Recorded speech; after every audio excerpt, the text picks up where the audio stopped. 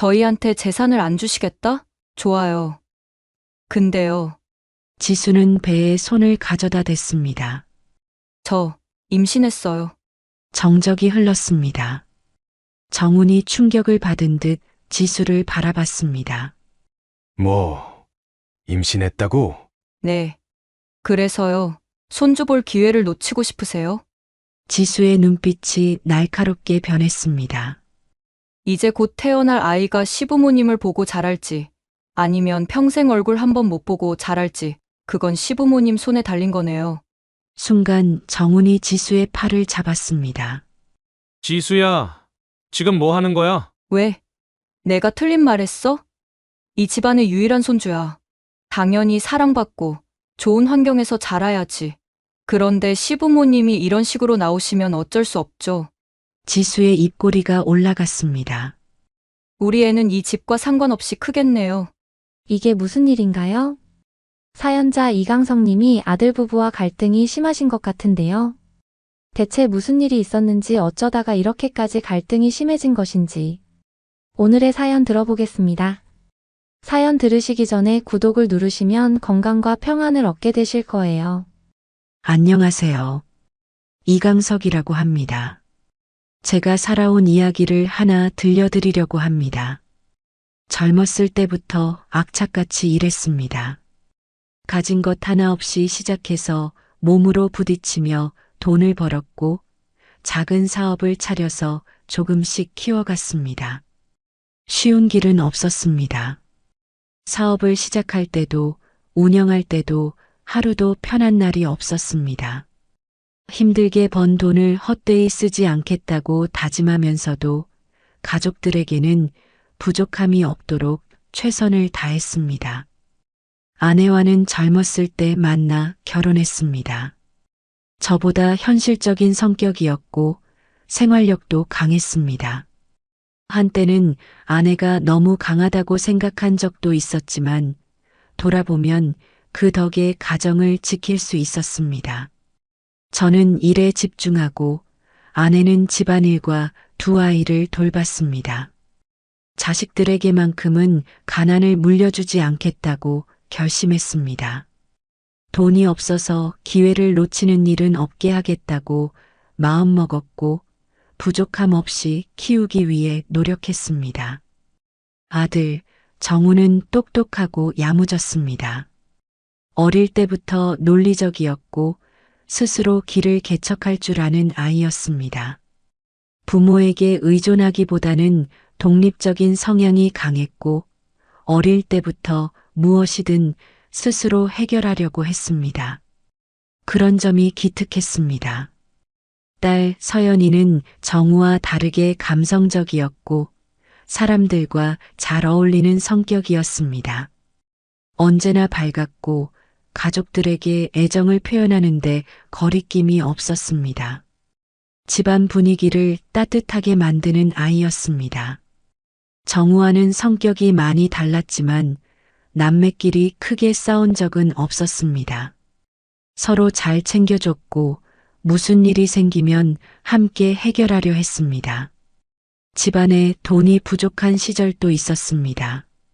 사업을 처음 시작할 때는 위험한 순간도 많았고 경제적으로 불안정한 시기도 있었습니다. 하지만 가족들에게만큼은 그런 걱정을 들키고 싶지 않았습니다. 아무리 힘들어도 아이들이 부족함을 느끼지 않도록 최선을 다했습니다. 그러다 사업이 자리를 잡았고 경제적으로 안정을 찾게 되었습니다. 그제야 비로소 한숨 돌릴 수 있었습니다. 아이들도 자라서 각자의 길을 가기 시작했습니다. 정우는 좋은 대학을 나와 직장 생활을 시작했고 서연이는 자기만의 꿈을 찾아가고 있었습니다.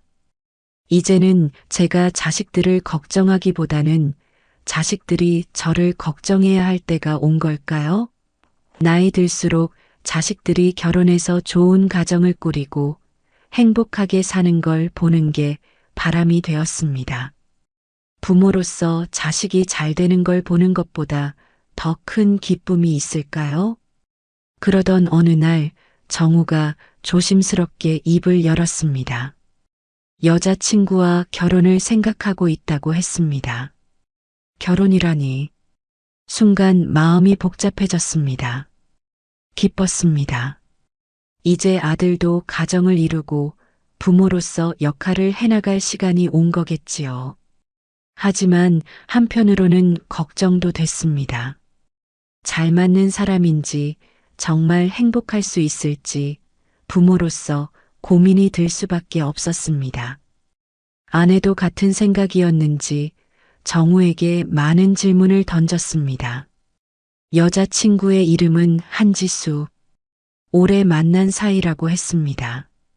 정우가 결혼을 한다고 하니 부모로서 당연히 도와줘야겠다고 생각했습니다. 결혼하면 살 집이 필요할 테니 신혼집을 마련해 주기로 했습니다. 아내도 같은 생각이었습니다. 평생 힘들게 돈을 벌어왔지만 이런 때 쓰려고 모아둔 것이 아닐까요? 정우는 처음에는 부담스러워했습니다.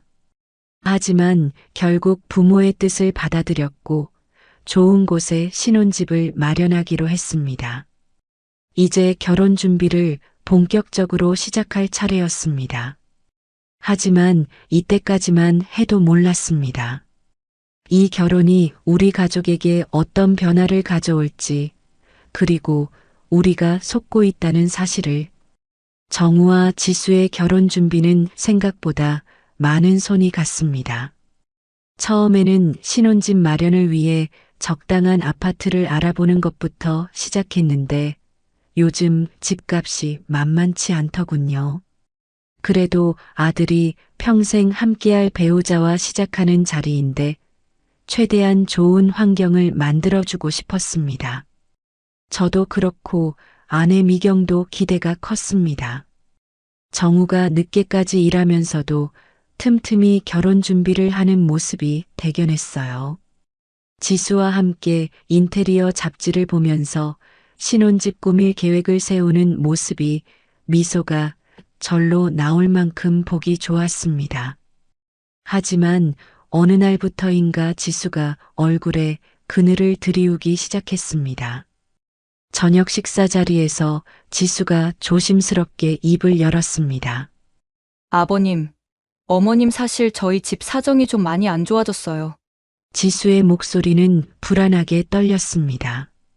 아내와 저는 자연스럽게 물을 수밖에 없었죠. 무슨 일이라도 있었니? 지수는 잠시 눈치를 보더니 한숨을 쉬었습니다.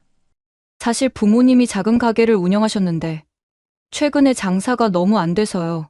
코로나 때도 힘들었는데 회복이 잘 안 되셨대요. 은행 대출도 막혀서 지금 당장 가게를 정리해야 할지도 모른다고 하세요. 저는 지수의 말을 듣고 마음이 짠했습니다. 아무리 결혼을 준비 중이라지만 부모님의 상황이 어려워지면 그 또한 쉬운 일이 아니겠죠. 제 자식이 그런 상황에 처했다면 저라도 도와주고 싶었을 겁니다. 아내도 저와 같은 생각이었던 것 같습니다. 아내는 지수의 손을 따뜻하게 잡았습니다. 걱정 마. 우리도 자식 키우면서 힘든 시절을 겪어봐서 그 마음 알아. 너무 부담 갖지 말고 필요한 부분이 있으면 언제든 말해. 지수는 눈시울을 붉히며 고개를 숙였습니다. 감사합니다. 저 정말 죄송해요. 이래서 결혼 준비도 제대로 못하고. 그날 이후로 저는 자연스럽게 지수의 부모님을 돕게 되었습니다.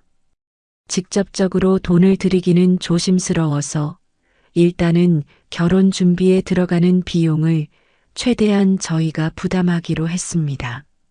예식장 예약부터 신혼집 인테리어, 가전제품 구입까지 저와 아내가 대부분을 책임졌습니다. 정우도 처음에는 많이 부담스러워했지만 아내와 제가 진심으로 도와주고 싶다고 말하자 결국 고마움을 표하며 도움을 받았습니다. 하지만 이상한 점이 하나 있었습니다. 처음에는 지수의 부모님께 직접 도움을 드리고 싶어서 연락처를 물었는데 지수는 매번 곤란한 표정을 지으며 알려주지 않았습니다. 대신 자신을 통해서 전달하면 된다고 했죠. 처음에는 그럴 수도 있겠다고 생각했습니다. 부모님이 어려운 상황에서 자존심이 상할 수도 있고 자식으로서 그런 민감한 부분을 직접 나서서 해결하고 싶었겠지요. 하지만 시간이 지나도 상황이 나아지지 않는 것 같았습니다. 지수는 가끔씩 울면서 전화하기도 했습니다. 아버님, 어머님 죄송해요. 부모님이 대출 상환이 밀려서 통장까지 압류됐다고 하세요. 그래서 결혼 준비 비용을 조금 더 줄여야 할 것 같아요. 저는 당장 결혼을 앞둔 며느리가 그런 걱정을 하며 힘들어하는 것이 안타까웠습니다. 지수야, 걱정하지 마라. 돈이 필요한 만큼 말해. 결혼 준비에 신경 쓰지 말고. 내 부모님도 너무 힘들어하지 않으셨으면 좋겠어. 정우 역시 지수를 안아주며 다독였습니다. 아내도 그런 지수를 보며 마음이 많이 쓰였던 모양입니다. 여보, 지수가 참 안 됐어. 저렇게까지 눈치 보면서 말하는 걸 보니 얼마나 힘들겠어. 저도 고개를 끄덕였습니다. 그렇게 우리는 자연스럽게 지수의 가족을 돕는다는 마음으로 금전적인 지원을 아끼지 않았습니다. 하지만 아내가 우연히 알게 된 사실은 충격적이었습니다. 어느 날 아내가 시장을 다녀오겠다고 나갔다가 평소보다 늦게 돌아왔습니다. 얼굴은 하얗게 질려 있었고 손에 들고 있던 장바구니도 바닥에 떨어뜨렸습니다. 여보, 무슨 일이야? 어디 아픈 거야? 아내는 제 손을 꼭 잡았습니다. 차가운 손끝이 심상치 않은 느낌을 주었습니다. 여보, 지수네 부모님 말이야. 그 사람들 가난하지 않대. 오히려 엄청난 부자래. 아내의 말에 처음에는 무슨 소리인가 싶었습니다. 하지만 아내는 진지했습니다. 오늘 시장에서 옛날에 친하게 지내던 친구를 만났어. 이 근처에서 부동산 일을 한다는데 이야기를 나누다가 지수네 부모님 이야기가 나왔어. 그런데 그 사람들 이 동네에서 빌딩을 여러 채 가지고 있다고 하더라고. 상가랑 임대 아파트도 꽤 된다던데. 저는 순간 귀를 의심했습니다. 지수가 그렇게 어렵다고, 부모님이 힘들어한다고 울먹였는데, 그게 다 거짓말이었다는 말이야. 아내는 고개를 끄덕였습니다. 저는 머릿속이 복잡해졌습니다. 그동안 지수를 도와준다며 얼마나 많은 돈을 썼는지 모릅니다. 신혼집도 결혼 비용도 심지어 지수 부모님이 어렵다고 할 때 생활비조차 건네주기도 했습니다. 정우와 지수가 부모가 없는 곳에서 몰래 얼굴을 찌푸리며 속닥거리던 모습이 스쳐 지나갔습니다. 아내와 저는 어쩐지 불안했습니다. 이제야 모든 퍼즐이 맞춰지는 기분이었습니다. 그들은 처음부터 우리를 속인 것이었을까요? 지수의 부모님은 대체 왜 그런 거짓말을 한 걸까요? 저는 더는 참을 수 없었습니다. 그날 밤 아내와 함께 정우와 지수를 불러놓고 직접 물어보기로 했습니다. 저희는 진실을 알아야 했습니다. 진짜 가족이라면 적어도 이런 큰 문제에 있어서는 솔직해야 하지 않겠습니까? 하지만 그날 밤 저희는 예상치 못한 대답을 듣게 되었습니다. 그리고 그 대답은 우리 가족의 관계를 송두리째 흔들어 놓았습니다. 지수를 따로 불렀습니다. 정우가 없는 자리에서 이야기를 해야 했습니다. 괜히 아들 앞에서 감정적으로 대응했다가 오해만 커질 수도 있으니까요.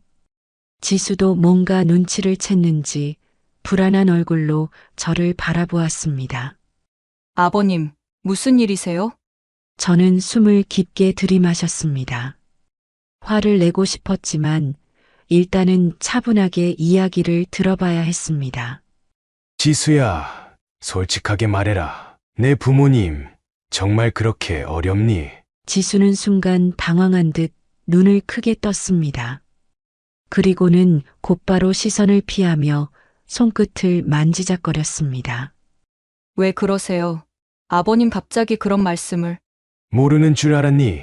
아내한테 들었다. 시장에서 부동산 하는 지인을 만났는데 너희 부모님이 이 동네에 상가랑 임대 아파트를 여러 채 가지고 있다고 하더구나. 내가 말한 것처럼 형편이 어려운 분들이 아니라 오히려 이 근처에서 손꼽히는 자산가라던데. 지수의 얼굴이 순식간에 하얘졌습니다. 저와 눈을 마주치지 못하고 바닥을 바라보며 입술을 꽉 깨물었습니다. 그게 그러니까. 내가 우리를 속인 거냐? 조용한 목소리였지만 강하게 내뱉었습니다. 지수는 한동안 말을 하지 못하고 망설였습니다. 마치 무슨 말을 해야 할지 고민하는 것처럼 보였습니다. 하지만 더 이상 기다려줄 생각은 없었습니다. 진실을 말해라. 지수야, 내가 우리한테 했던 말들이 다 거짓말이었다는 건가? 그제야 지수는 마지못해 입을 열었습니다. 죄송해요, 아버님. 일부러 그러려고 했던 건 아니에요. 그럼 무슨 이유로 그런 거짓말을 한 거냐? 지수는 한숨을 길게 내쉬었습니다. 사실 부모님께서 제가 결혼하면 꼭 부유한 집안으로 시집을 가야 한다고 하셨어요. 저는 지수의 말을 듣고 순간적으로 말문이 막혔습니다. 뭐라고? 지수는 힘없이 고개를 끄덕였습니다. 부모님은 제가 어릴 때부터 집안에 유산을 불려야 한다고 생각하셨어요. 그래서 연애할 때도 상대 집안이 재산이 많아야 한다고 늘 말씀하셨고요. 정우 오빠와 결혼한다고 했을 때도 처음에는 반대하셨어요. 반대. 네. 오빠가 대기업을 다니긴 하지만 부모님이 보시기에는 그렇게까지 부유한 집안이 아니었으니까요. 저희 집은 건물도 많고 자산도 많으니 적어도 저랑 비슷한 수준의 집안과 결혼해야 한다고 하셨어요. 지수는 여전히 고개를 숙인 채였습니다. 하지만 제가 끝까지 고집을 부리니까 부모님께서 결국 조건을 걸으셨어요. 조건. 내정우 오빠네 집에서 저희 집이 어렵다고 믿고 결혼 준비를 다 부담해야 한다고요. 그래야 부모님도 제가 결혼하는 걸 인정해 주겠다고 하셨어요. 순간 등골이 서늘해졌습니다. 그래서 거짓말을 한 거냐? 죄송해요. 지수의 목소리는 작았지만 제 귀에는 너무나 크게 들렸습니다. 저는 한참 동안 아무 말도 하지 못했습니다. 머릿속이 복잡했습니다. 결국 이 모든 것이 지수 부모님의 계획이었다는 말이었습니다. 처음부터 저희 집을 철저하게 이용하기 위해 꾸민 거짓말. 자기 딸이 돈 걱정 없이 결혼하고 유산까지 챙길 수 있도록 만들기 위해 우리를 속였다는 것이었습니다. 아내와 저는 순진하게도 지수를 불쌍하게 여겼습니다. 부모님이 어렵다며 힘들어할 때 저희가 할 수 있는 한 최선을 다해 도와주려 했습니다. 하지만 그 모든 것이 거짓이었다니 지수가 흐느끼기 시작했습니다. 아버님, 어머님 저도 처음에는 너무 죄송했어요. 하지만 부모님이 그렇게 강하게 말씀하시는데 저는 어떻게 해야 할지 몰랐어요. 정말 죄송해요. 저는 그런 지수를 바라보면서도 쉽게 용서가 되지 않았습니다. 지수야, 너는 부모님의 그런 행동이 옳다고 생각하니? 지수는 대답하지 못했습니다. 우리 집이 가진 게 많고 적고를 떠나서 내가 우리를 속였다는 사실이 중요하다. 내 부모님은 우리를 철저하게 이용하려고 했고 너는 그걸 알고도 가만히 있었어. 이걸 어떻게 이해해야 하니? 지수는 아무 말도 하지 못한 채 계속 눈물만 흘렸습니다. 정우는 이 사실을 아느냐? 그 순간 지수의 어깨가 움찔했습니다.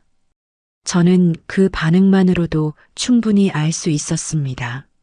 정우는 모르는구나. 지수는 간신히 고개를 끄덕였습니다. 오빠가 알면 저희 부모님과 인연을 끊으라고 할 거예요. 오빠는 그런 거 싫어하거든요. 가족이 서로 속이고 이용하는 걸 절대 용납 못해요. 저는 그 말을 듣고 더더욱 화가 났습니다. 내 부모님이 그런 짓을 했다는 걸 알면서도 정우한테는 아무 말도 안 하고 있었다는 거냐? 죄송해요. 아버님 정말 죄송해요. 지수는 계속 울면서 용서를 구했습니다. 하지만 쉽게 용서할 수 있는 문제가 아니었습니다. 저는 깊은 한숨을 내쉬었습니다.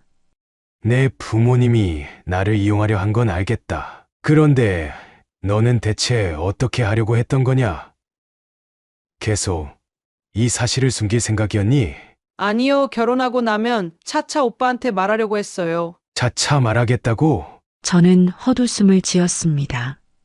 그래서 결혼식 다 끝나고 집 다 받고 우리 돈 다 들어가고 나서 말하려고 했다는 거구나. 지수는 아무 말도 하지 못했습니다. 이제야 확신할 수 있었습니다. 이 결혼 그대로 진행해서는 안 된다는 걸. 지수는 지금이라도 솔직해졌지만 그렇다고 해서 모든 것이 용서되는 건 아니었습니다. 특히나 정우가 이 사실을 모른다는 게 가장 큰 문제였습니다. 저는 결심했습니다. 이제는 정우가 직접 이 상황을 알아야만 했습니다. 아들이 어떤 선택을 할지는 모르겠지만 적어도 모든 사실을 알고 결정해야 했습니다. 저는 단호한 목소리로 말했습니다. 지수야, 이제 정우에게 이 사실을 직접 말해라. 내가 말하지 않으면 내가 직접 말할 거다. 지수는 눈물을 닦으며 저를 바라봤습니다. 아버님, 솔직하게 말할 기회를 줄 테니 내가 직접 정우에게 이야기해라. 그게 내가 마지막으로 우리한테 할 수 있는 최소한의 도리다. 지수는 망설였습니다. 하지만 저를 바라보는 제 눈빛이 흔들리지 않는 걸 보자 결국 천천히 고개를 끄덕였습니다. 알겠습니다. 이제 모든 것이 밝혀질 순간이 다가오고 있었습니다. 지수는 결국 정우에게 모든 사실을 털어놓았습니다. 정우는 처음에는 믿지 못하겠다는 듯이 얼떨떨한 표정을 지었습니다. 그러다 점점 얼굴이 굳어졌고 한동안 아무 말도 하지 못했습니다. 거실에 정적이 흘렀습니다. 지수는 눈물을 흘리며 정우의 손을 잡았지만 정우는 그 손을 잡아주지 않았습니다. 정우야, 아버지가 따로 할 말이 있다. 정우는 힘없이 고개를 끄덕였습니다. 아내와 저는 미리 준비해둔 서류를 꺼냈습니다.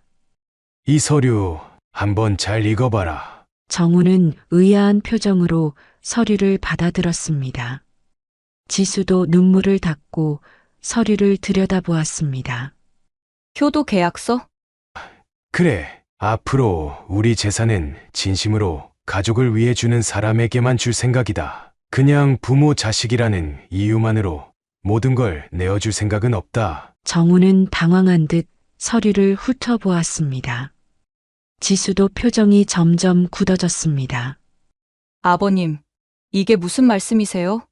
내 부모님이 우리를 속이고 이용하려 했다는 사실을 알고도 모른 척할 수는 없다. 정우도 너도 만약 우리가 아니어도 잘 살 수 있다고 생각하면 굳이 이 계약서에 동의하지 않아도 된다. 다만 우리가 힘들게 모은 재산을 누구에게 줄지는 우리가 결정할 권리가 있다. 정우는 깊은 한숨을 내쉬었습니다.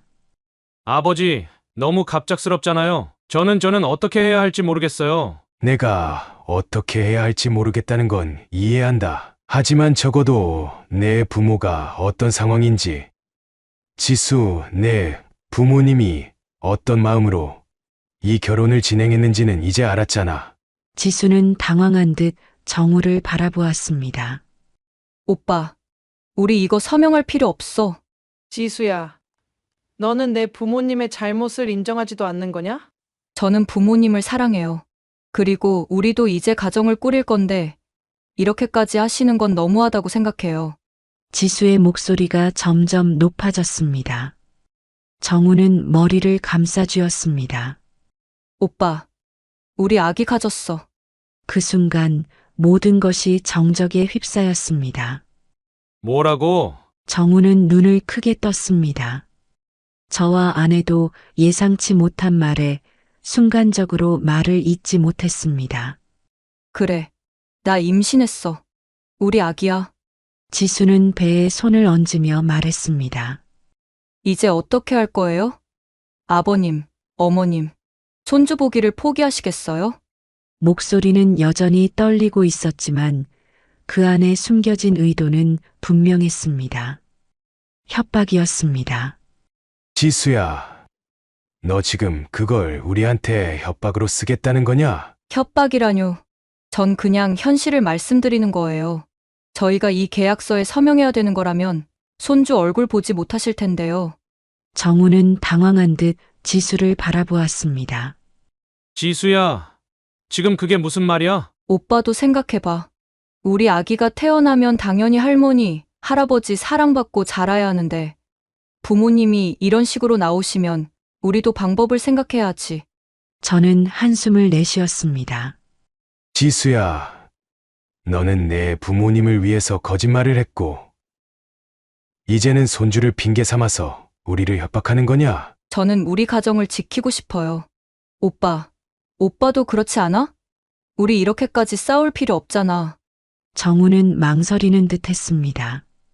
오빠, 우리 아기야. 지수는 정우의 손을 자신의 배 위에 올려놓았습니다. 그러니 부모님께 부탁드려. 이 서류 없던 걸로 해달라고. 정우는 그 자리에서 한참을 고민하더니 결국 우리를 바라보았습니다.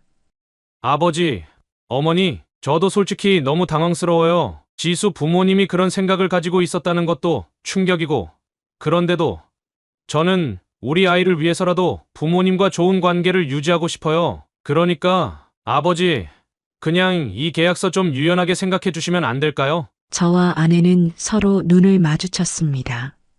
그럼 너는 내 부모가 우리를 속인 걸 알고도 내 아이를 핑계 삼아 우리가 그냥 넘어가길 바라는 거냐? 저는 부모님을 존경해요. 그런데 지수가 임신한 이상 손주를 위해서라도 좀 더 좋은 방법을 찾아보면 안 되나요? 아들아, 너는 지금 우리의 신뢰를 저버린 사람들한테서 아무렇지도 않게 재산을 요구하는 며느리를 변호하고 있다. 너는 우리한테 실망했다고 말하는 게 아니라 우리가 너한테 실망했다는 걸 알기나 하니? 정우는 입을 꾹 다물었습니다. 아내는 단호한 목소리로 말했습니다. 정우야, 지수야, 우리는 너희 손주를 보지 못해도 괜찮다. 너희가 우리를 속이고 이용하려고 했다는 사실만으로도 우리는 너희와 같은 가족으로 살아갈 수 없다. 지수는 이제 더 이상 울지도 않았습니다. 오히려 차갑게 웃었습니다. 좋아요. 그럼 앞으로 우리도 부모님 안 찾아뵐게요. 정우도 눈을 질끈 감았다가 다시 떴습니다. 알겠습니다. 아버지, 어머니가 그렇게까지 나오신다면 우리도 더 이상 미련 갖지 않겠습니다. 그래, 서로에게 좋은 선택을 하자. 저와 아내는 그렇게 단호하게 말했습니다.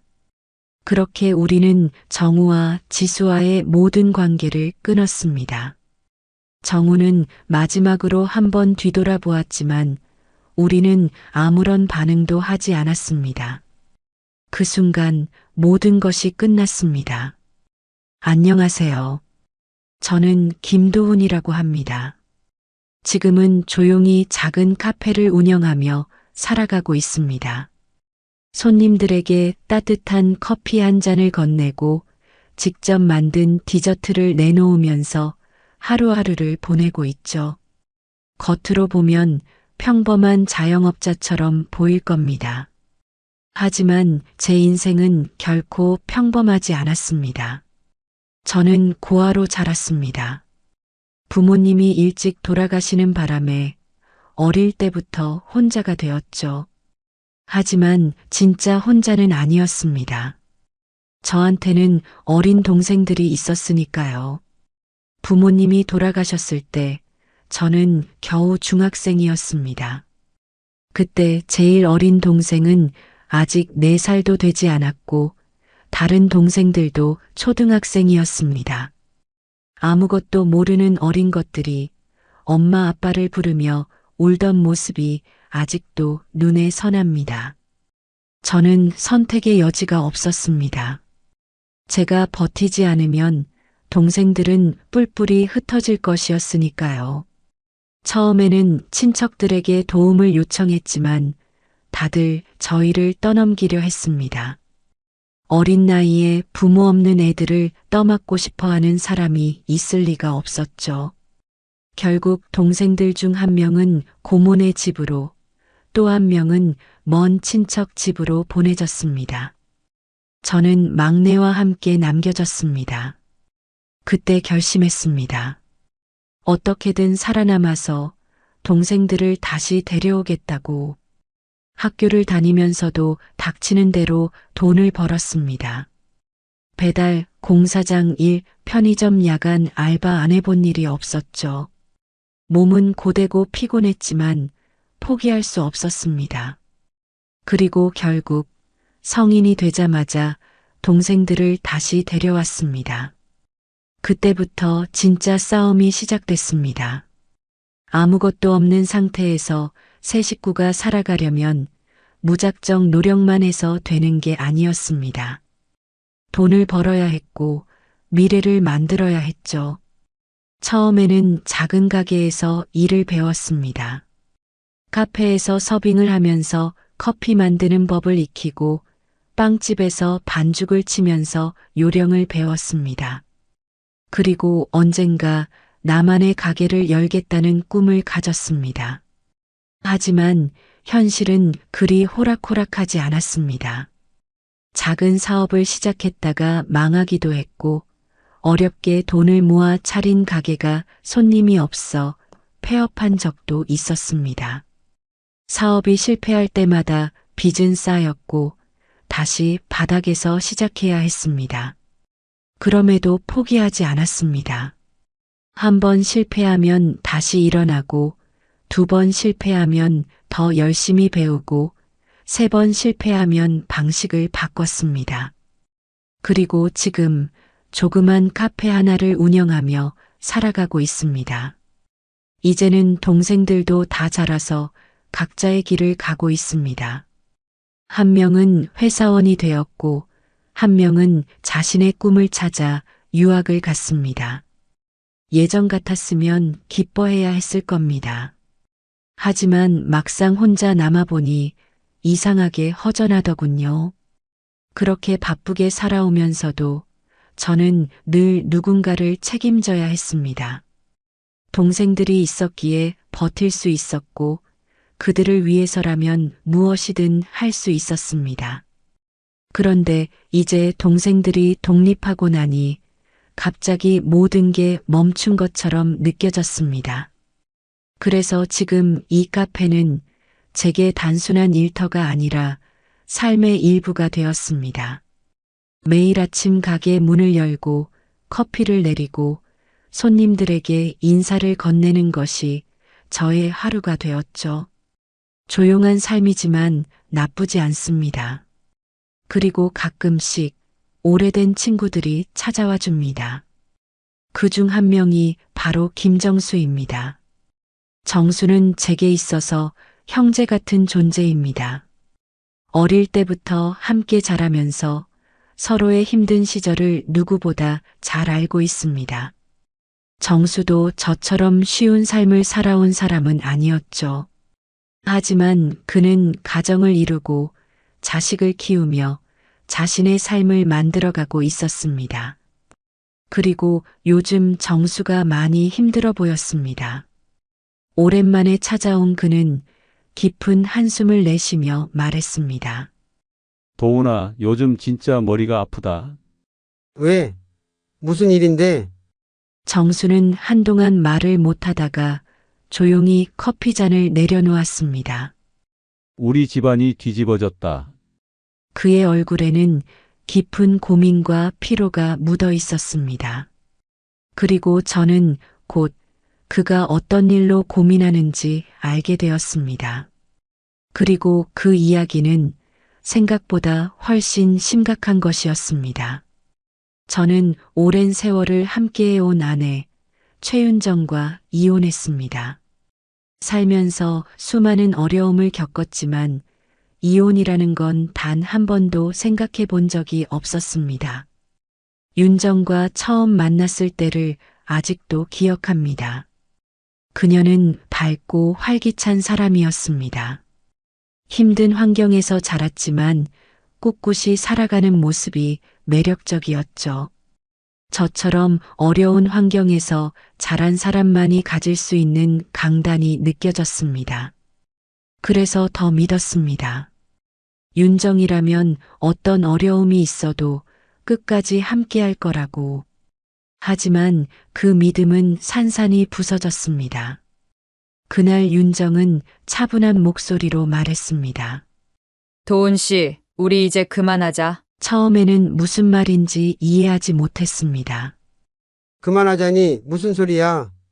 이혼하자는 거야. 순간 머릿속이 하얘졌습니다. 저는 지금까지 가족을 위해 온 힘을 다해 살아왔습니다. 힘들 때마다 버텼고 실패해도 다시 일어섰습니다. 윤정과 함께했던 시간도 마찬가지였습니다. 돈이 없어 고생할 때도 있었고 사업이 망해서 하루아침에 길바닥에 나앉을 뻔한 적도 있었습니다. 그때마다 윤정에게 미안한 마음이 컸습니다. 다른 사람들처럼 넉넉한 삶을 만들어주지 못한 게 미안했고 더 잘해주지 못한 것도 미안했습니다. 하지만 적어도 우리는 서로 믿고 의지하면서 여기까지 왔다고 생각했습니다. 그런데 이제 와서 갑자기 이혼을 하겠다니. 이유가 뭐야? 내가 뭘 잘못했어? 잘못한 거 없어. 그냥 더 이상 이렇게 살기 싫어. 그게 말이 돼? 갑자기 이렇게 이혼하자고 하면 내가 어떻게 받아들여야 해? 나는 이혼을 받아들일 수 없었습니다. 하지만 윤정은 단호했습니다. 나 이제 편하게 살고 싶어. 평생 고생만 하면서 살았잖아. 더는 못하겠어. 그 말을 듣는 순간 심장이 덜컥 내려앉았습니다. 윤정의 말이 틀린 건 아니었습니다. 저희는 결혼 생활 내내 경제적으로 힘들었습니다. 사업을 몇 번이나 실패했고 생활비 걱정을 하지 않은 날이 거의 없었습니다. 하지만 저는 힘들다고 도망치지 않았습니다. 제가 포기하면 윤정은 어떻게 될까? 우리 가정은 어떻게 될까? 그 생각 하나로 버텼습니다. 그런데 윤정은 이제 와서 도망치겠다고 했습니다. 처음에는 잡으려 했습니다. 하지만 윤정은 이미 결정을 내린 상태였습니다. 도은 씨, 나 좀 놓아줘. 제발. 윤정의 눈빛은 흔들리지 않았습니다. 저는 결국 그녀의 뜻을 존중하기로 했습니다. 이혼 서류를 작성하고 함께 모아둔 재산을 나눴습니다. 재산이라고 해봐야 많지는 않았습니다. 작은 카페 하나와 그동안 힘들게 모은 약간의 저축. 윤정에게 절반을 줬습니다. 이혼 후 윤정은 제 앞에서 완전히 사라졌습니다.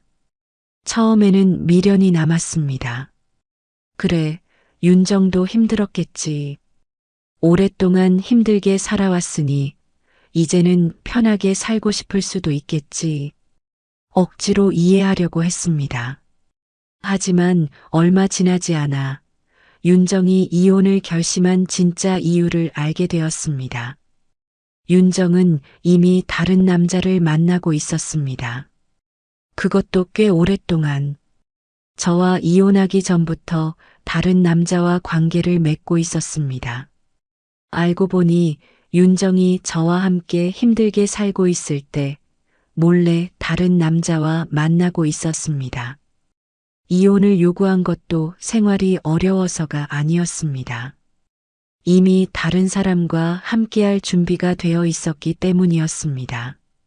그 사실을 처음 들었을 때 차라리 몰랐으면 좋았을 거라는 생각이 들었습니다.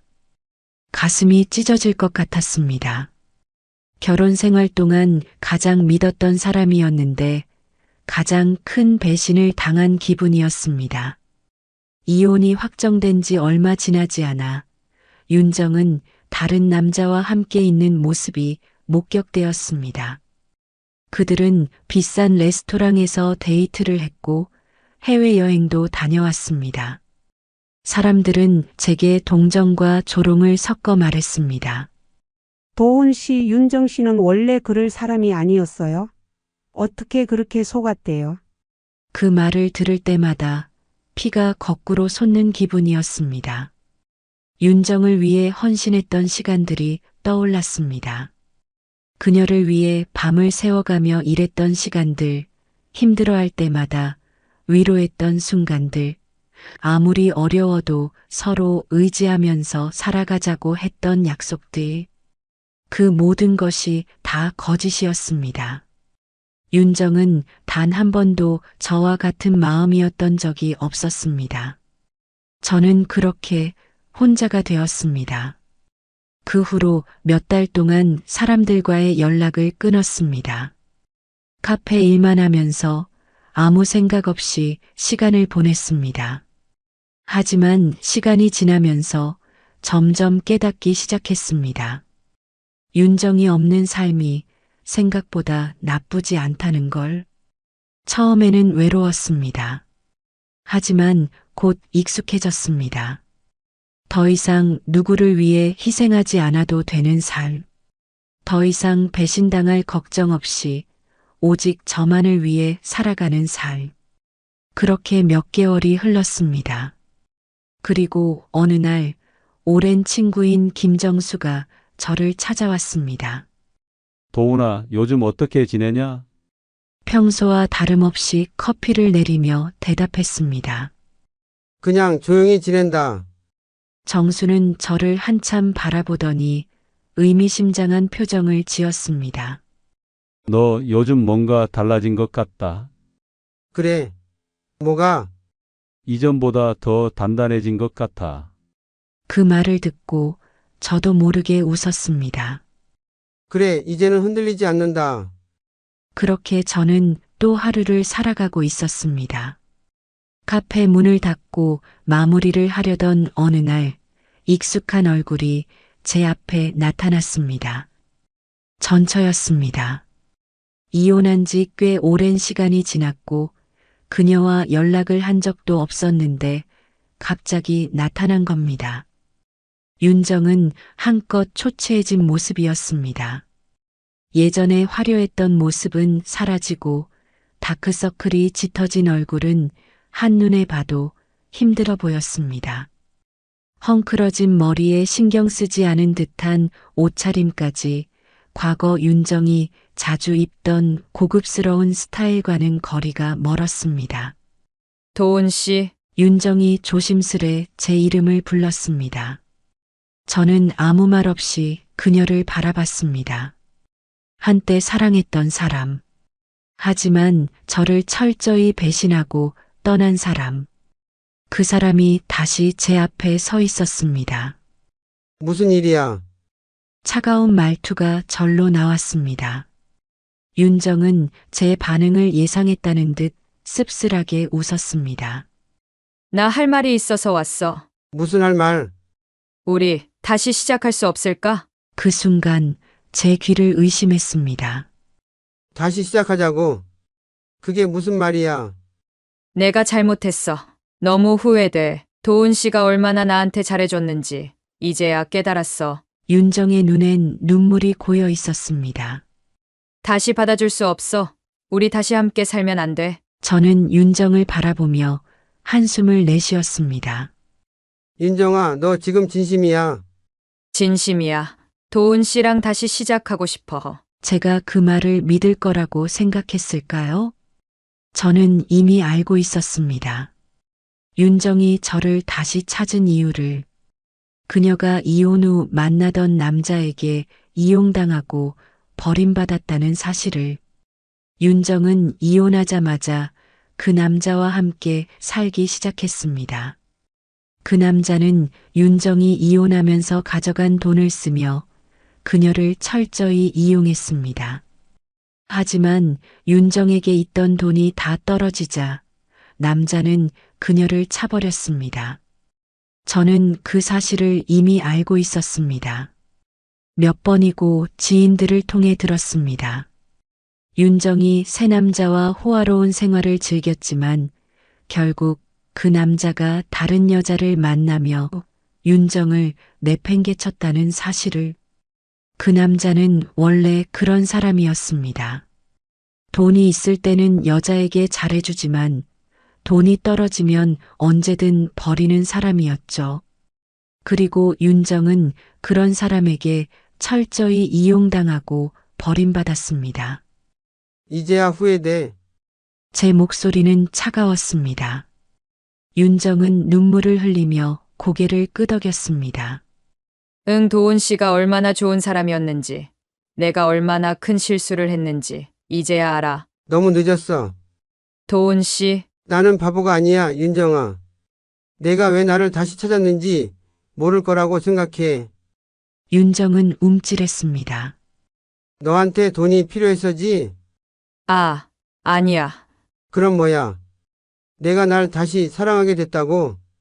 윤정은 아무 말도 하지 못했습니다. 거짓말이라는 걸 본인도 알고 있었으니까요. 저는 한숨을 내쉬며 고개를 저었습니다. 윤정아, 난 널 용서할 생각 없어. 도훈 씨, 제발. 너 나랑 살 때도 다른 남자 만나고 있었잖아.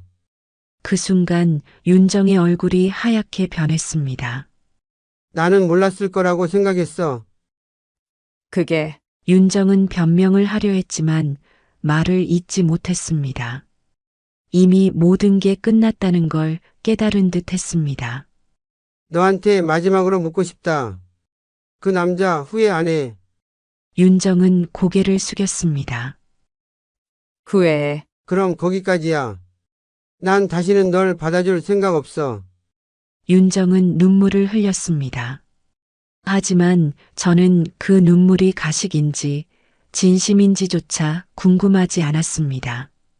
더 이상 윤정을 믿을 이유가 없었으니까요. 나는 혼자가 되어도 괜찮아. 이제야 진짜 평온을 찾은 기분이야. 윤정은 흐느끼며 말했습니다. 도훈 씨 정말 마지막 기회도 안 줘? 없어. 넌 이미 나한테 마지막 기회를 스스로 날려버렸어. 윤정은 한참을 울었습니다. 그러다 결국 포기한 듯 일어나 문을 나섰습니다. 저는 그녀를 붙잡지 않았습니다. 그녀의 뒷모습을 바라보면서 마지막으로 이렇게 생각했습니다. 이제야 진짜 끝이구나. 그렇게 윤정과의 인연은 완전히 끝났습니다.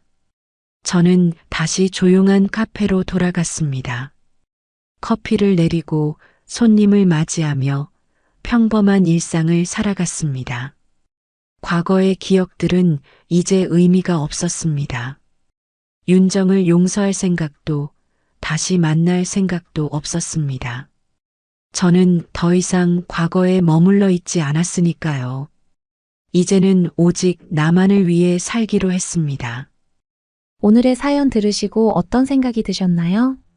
사연자분께 해주고 싶으신 말씀 있으시면 댓글 부탁드리고 구독을 누르시면 여러분께 내일 좋은 소식이 찾아올 거예요. 그럼 다음 사연에서 만나 뵙겠습니다. 감사합니다. 집안일이나 할 것이지. 왜 밖으로 나가서 그러는 거야? 어머니, 제가 좋아하는 반찬 좀 더 많이 만들어주세요. 엄마 쓰레기통 좀 빨리빨리 비워주면 안 돼요? 냄새나잖아요. 너희가 어떻게 나한테 이럴 수 있니? 이게 무슨 일인가요? 사연자분이 가족분들과 갈등이 심하신 것 같은데요. 대체 무슨 일이 있었는지 어쩌다가 이렇게까지 갈등이 심해진 것인지 오늘의 사연 들어보겠습니다. 사연 들으시기 전에 구독을 누르시면 건강과 평안을 얻게 되실 거예요. 안녕하세요. 저는 평생을 가정에 헌신해 왔습니다. 어릴 때부터 참을성이 많다는 말을 자주 들었어요. 웬만한 일에는 화를 내지도 않고 누가 실수를 해도 그냥 넘어가는 편이었어요. 성격이 유순해서인지 친구들도 저에게 고민 상담을 자주 했어요. 좋은 성격이라고 생각했지만 돌이켜보면 그게 독이 되었던 것 같아요. 결혼하고 나서부터는 더 심했어요. 남편을 만나 처음에는 정말 든든했어요. 성실하고 책임감이 강한 사람이라고 믿었어요. 하지만 결혼 생활이 길어질수록 그 믿음이 점점 흔들리기 시작했어요. 밖에서는 좋은 남편, 좋은 아빠처럼 보였지만 집에서는 완전히 다른 사람이었어요. 남편은 처음부터 가부장적인 사람이었어요. 살림과 육아는 온전히 저의 몫이었고 남편은 돈을 벌어오니까 당연히 저는 모든 걸 감당해야 한다는 태도였어요. 결혼하고 몇 년은 별 생각 없이 받아들였어요. 저희 부모님 세대도 그렇게 살았으니까요. 하지만 차츰 제게 쌓이는 피로와 서운함이 커져만 갔어요. 아이를 낳고 키우면서는 더 힘들었어요. 남편은 육아에 무관심했어요. 아이가 울어도 신경도 안 쓰고 밤새 아기 보느라 잠을 설친 날에도 저를 도와줄 생각조차 하지 않았어요. 회사 일로 피곤하다며 퇴근하면 소파에 누워 텔레비전만 봤어요. 그런 남편을 보며 한숨을 쉬다가도 그래도 밖에서 힘들게 일하고 왔으니 이해해야 한다고 저 자신을 다독였어요. 문제는 아이가 커가면서 남편을 닮아갔다는 거였어요. 처음에는 별로 신경 쓰지 않았어요. 하지만 어느 순간부터 아들도 저를 당연한 듯 부리기 시작했어요. 물 한 잔 떠달라고 하고 신발을 가지러 가기 귀찮다고 저를 부르고 밥이 마음에 안 들면 투정을 부렸어요. 한 번은 이런 일이 있었어요. 아들이 중학생이었을 때였어요. 방학이라 삼시세끼를 다 차려주고 있었는데 하루는 제가 너무 피곤해서 아들에게 직접 차려 먹으라고 했어요. 그랬더니 아들이 퉁명스럽게 말했어요. 엄마가 해야지. 왜 나한테 시켜? 그 말을 듣는 순간 머리가 띵했어요. 남편이 하던 말을 똑같이 따라하고 있었어요. 너무 화가 났지만 꾹 참았어요. 하지만 남편은 그런 아들을 오히려 대견해 했어요. 아빠 닮아서 남자답다고. 그때는 그저 서러웠어요. 제 잘못인가 싶었어요. 제가 너무 아이를 오냐오냐 키운 걸까? 그렇게 생각하면서 또 참았어요. 아들이 결혼하고 나서도 상황은 달라지지 않았어요. 처음에는 며느리가 조심스러워했어요. 하지만 점점 저를 편하게 생각하는 게 느껴졌어요. 그 편함이 곧 당연함으로 변했어요. 처음에는 저도 기뻤어요. 며느리가 저를 편하게 여긴다는 게 좋은 거라고 생각했어요. 하지만 시간이 지날수록 그게 저를 이용하는 것이었다는 걸 깨닫기 시작했어요. 한 번은 이런 일이 있었어요. 며느리가 저녁을 먹고 나서 식탁을 치우지 않고 그냥 방으로 들어가 버렸어요. 처음에는 바빠서 그런가 보다 했어요. 하지만 그 다음 날도 또 그 다음 날도 계속 그랬어요. 하루는 제가 일부러 설거지를 하지 않고 그냥 뒀어요. 며느리가 퇴근하고 돌아와서 아무렇지도 않게 말했어요. 어머니, 설거지 아직 안 하셨어요? 순간 너무 어이가 없었어요. 내가 왜 해야 하지? 본인들이 먹은 건데? 그때 처음으로 대놓고 말했어요. 내가 먹은 건 내가 치워. 나도 이제 힘들어. 그 말을 듣고 며느리가 순간 당황한 표정을 지었어요.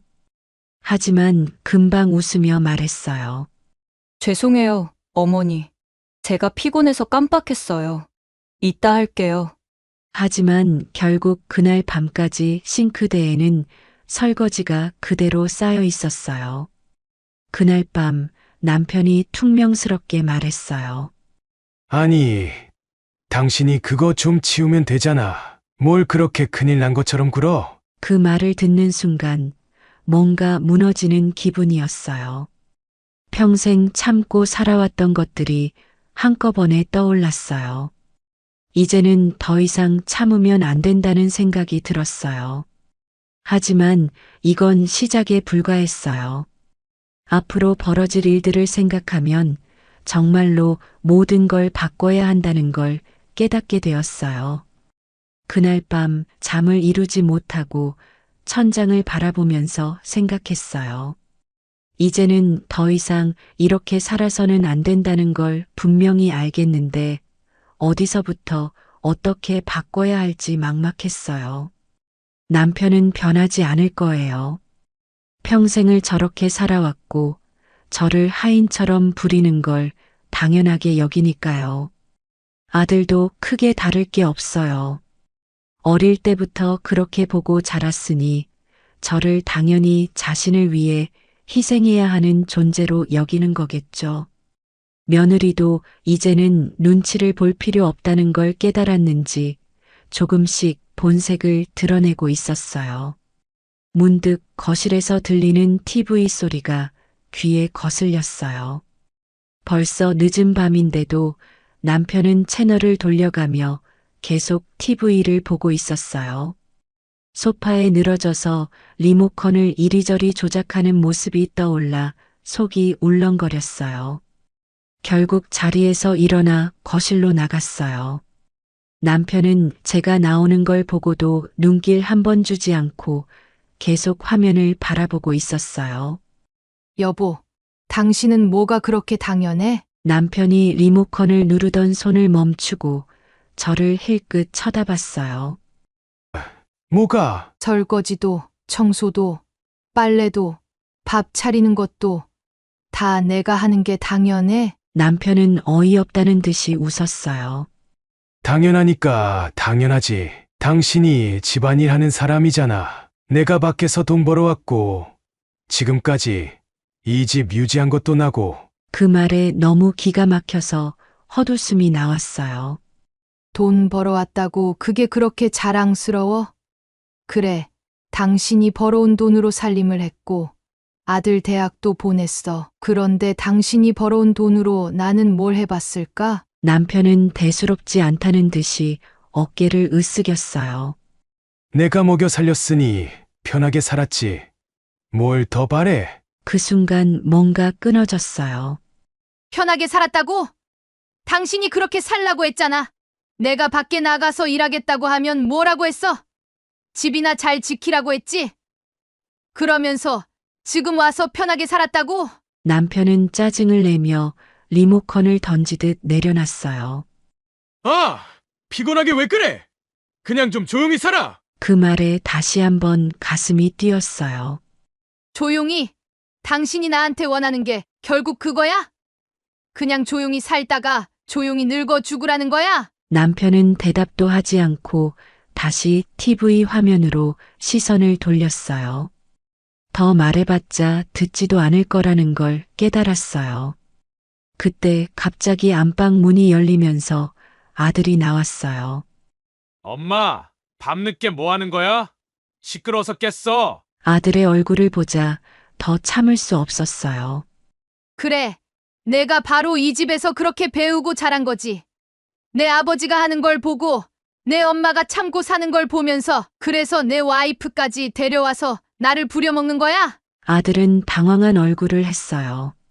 엄마, 그게 무슨 말이야? 그 순간 며느리도 방문을 열고 나왔어요. 멍한 얼굴로 저를 바라봤어요.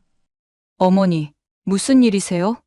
며느리가 평소처럼 상냥한 척하며 물었어요. 하지만 더 이상 저런 가식적인 태도에 속을 만큼 제가 어리석지 않았어요. 내가 나한테 설거지를 떠넘기고 빨래도 미루고 집안일도 하지 않는 게 다 내 남편이 그렇게 컸기 때문이지. 이 집에서 보고 자란 대로 똑같이 하는 거 아니야? 며느리는 당황한 듯 입을 달싹였어요. 어머니, 그런 뜻이 아니었어요. 제가 요즘 바빠서. 그래, 바빠서 그랬겠지. 그런데 나도 바쁘다는 생각은 안 했니? 나도 일하러 나가는데 왜 너는 내가 바쁘다는 이유로 나한테 다 떠넘기니? 며느리는 말문이 막혔는지 아무 말도 못했어요. 그런데 그때 아들이 한마디를 던졌어요. 엄마, 그냥 우리가 할게. 뭐 이렇게까지 난리를 쳐. 그 말에 저도 모르게 웃음이 나왔어요. 난리? 내 엄마가 난리를 쳐야만 내가 그제야 움직이는 거야? 그럼 내가 앞으로도 계속 난리를 쳐야겠네? 아들은 순간 말문이 막힌 얼굴이었어요. 이제 더 이상 가만히 있지 않을 거야. 내 아버지한테도 너희한테도. 남편이 그제야 화가 난 얼굴로 저를 바라봤어요. 도대체 뭘 어쩔 건데? 저는 소리 없이 웃으며 말했어요.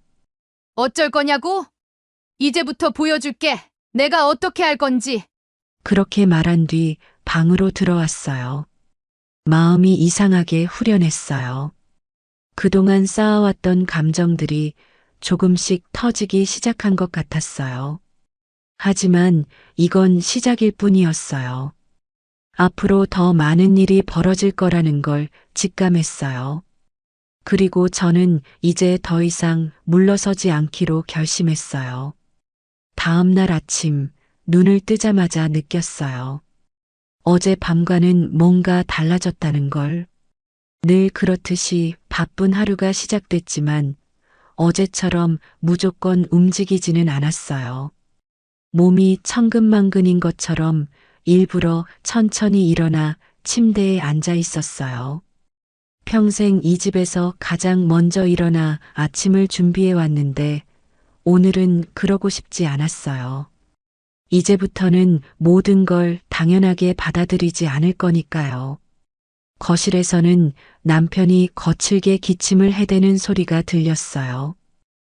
밥은? 늘 하던 대로 툭 던지는 말투였어요. 침대에서 천천히 몸을 일으키며 일부러 대답하지 않았어요.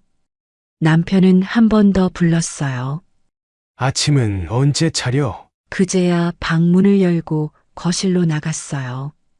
남편은 신경질적인 표정으로 저를 쳐다봤어요.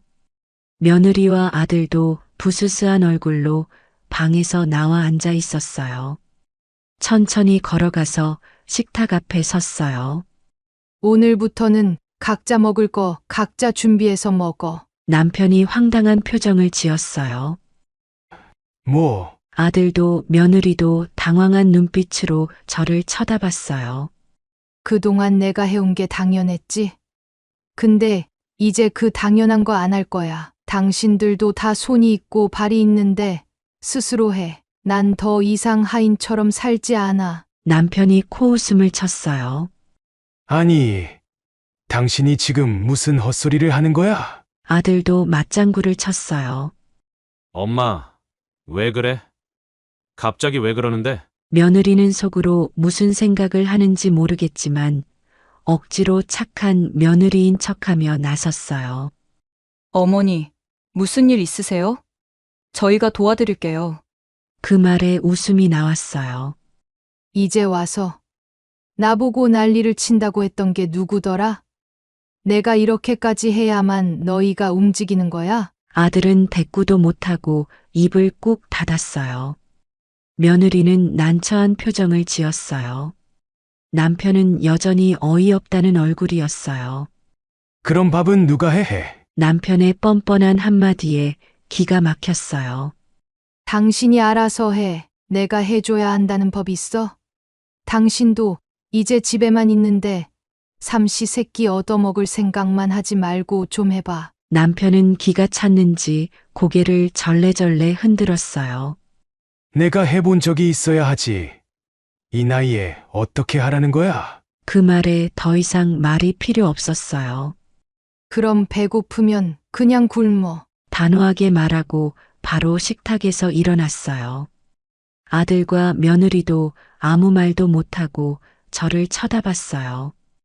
그때 며느리가 조심스럽게 말을 꺼냈어요. 어머니, 그러지 마시고요. 저희가 생활비라도 드릴 테니까 그냥 예전처럼 해주시면 안 될까요? 그 말에 피식 웃음이 났어요. 생활비 몇 푼으로 나를 사려고? 며느리는 당황한 표정을 지었어요. 아, 그런 뜻이 아니고요. 그럼 무슨 뜻인데? 내가 내 입으로 말해봐. 며느리는 말을 얼버무리며 시선을 피했어요. 아들은 그제야 한숨을 내쉬며 말했어요. 엄마, 알았어. 우리가 알아서 해 먹을게. 됐지?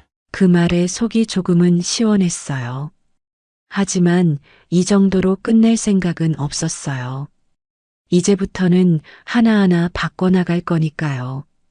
그렇게 저는 부엌으로 들어가 저만의 아침을 준비했어요. 늘 가족들을 위해 차렸던 밥상이 아닌 오직 저를 위한 간단한 아침. 남편은 여전히 소파에 앉아 못마땅한 얼굴로 텔레비전을 보고 있었고 아들과 며느리는 주방에서 우물쭈물하며 뭘 어떻게 해야 할지 몰라 당황하고 있었어요. 하지만 이제는 그런 모습도 신경 쓰지 않기로 했어요. 이제 겨우 첫걸음을 뗀 거예요. 앞으로 더 많은 변화가 필요할 테고 더 큰 충돌도 있겠지만 이번에는 절대 물러서지 않을 거예요. 이제부터 이 집안의 규칙은 내가 정할 거니까. 아침을 먹고 난 뒤 일부러 아무것도 하지 않고 방으로 들어갔어요.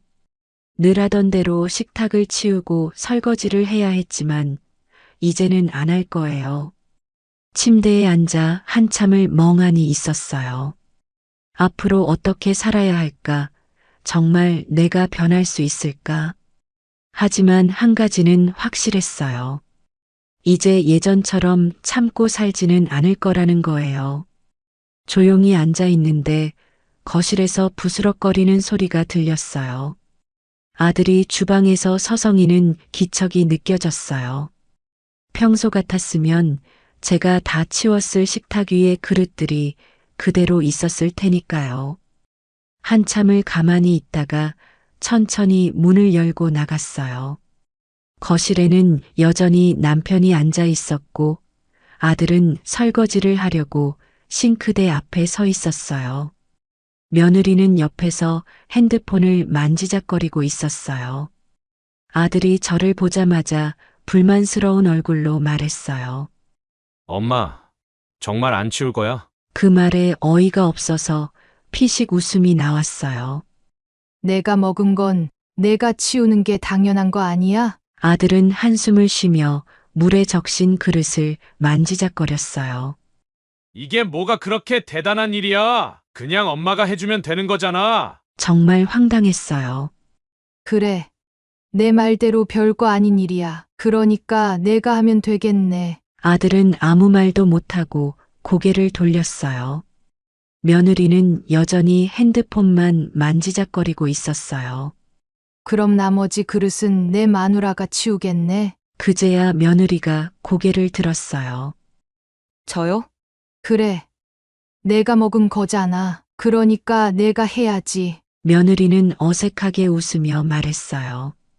어머니, 제가 원래 설거지 담당이었는데요. 그럼 왜 안 했어? 며느리는 말문이 막힌 듯 우물쭈물했어요. 결국 아들이 답답하다는 듯이 말했어요. 됐어. 그냥 내가 할게.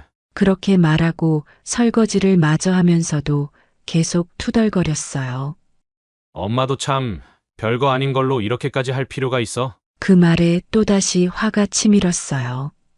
너는 지금까지 별거 아닌 일을 나 혼자 다 하게 했어. 근데 정작 내가 조금 해보니 힘들지? 이제 알겠어? 아들은 대답하지 않고 설거지만 계속했어요. 며느리는 슬그머니 방으로 들어가 버렸어요. 그리고 남편. 그 모든 걸 지켜보면서도 여전히 소파에 앉아 꼼짝도 하지 않고 있었어요. 당신은 뭐 해? 남편은 짜증난다는 듯이 대답했어요. 내가 왜? 난 원래 안 했잖아. 그 말의 순간 피가 거꾸로 솟는 기분이었어요. 원래 안 했다고 앞으로도 안 할 거라는 건가? 남편은 귀찮다는 듯 손을 휘휘 저었어요. 당신이 뭐라고 하든 난 안 해. 그 순간 더 이상 말이 필요 없다는 걸 깨달았어요. 이제 말로 해서 될 문제가 아니었어요. 그렇다면 행동으로 보여줘야겠지. 이제부터 당신이 어떻게 나오든 나는 절대 원래대로 돌아가지 않을 거야. 그날 이후 진짜 아무것도 하지 않았어요.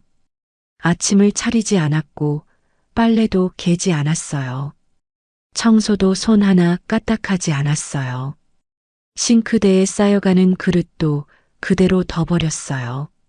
늘 정리되어 있던 집이 점점 엉망이 되어 갔어요.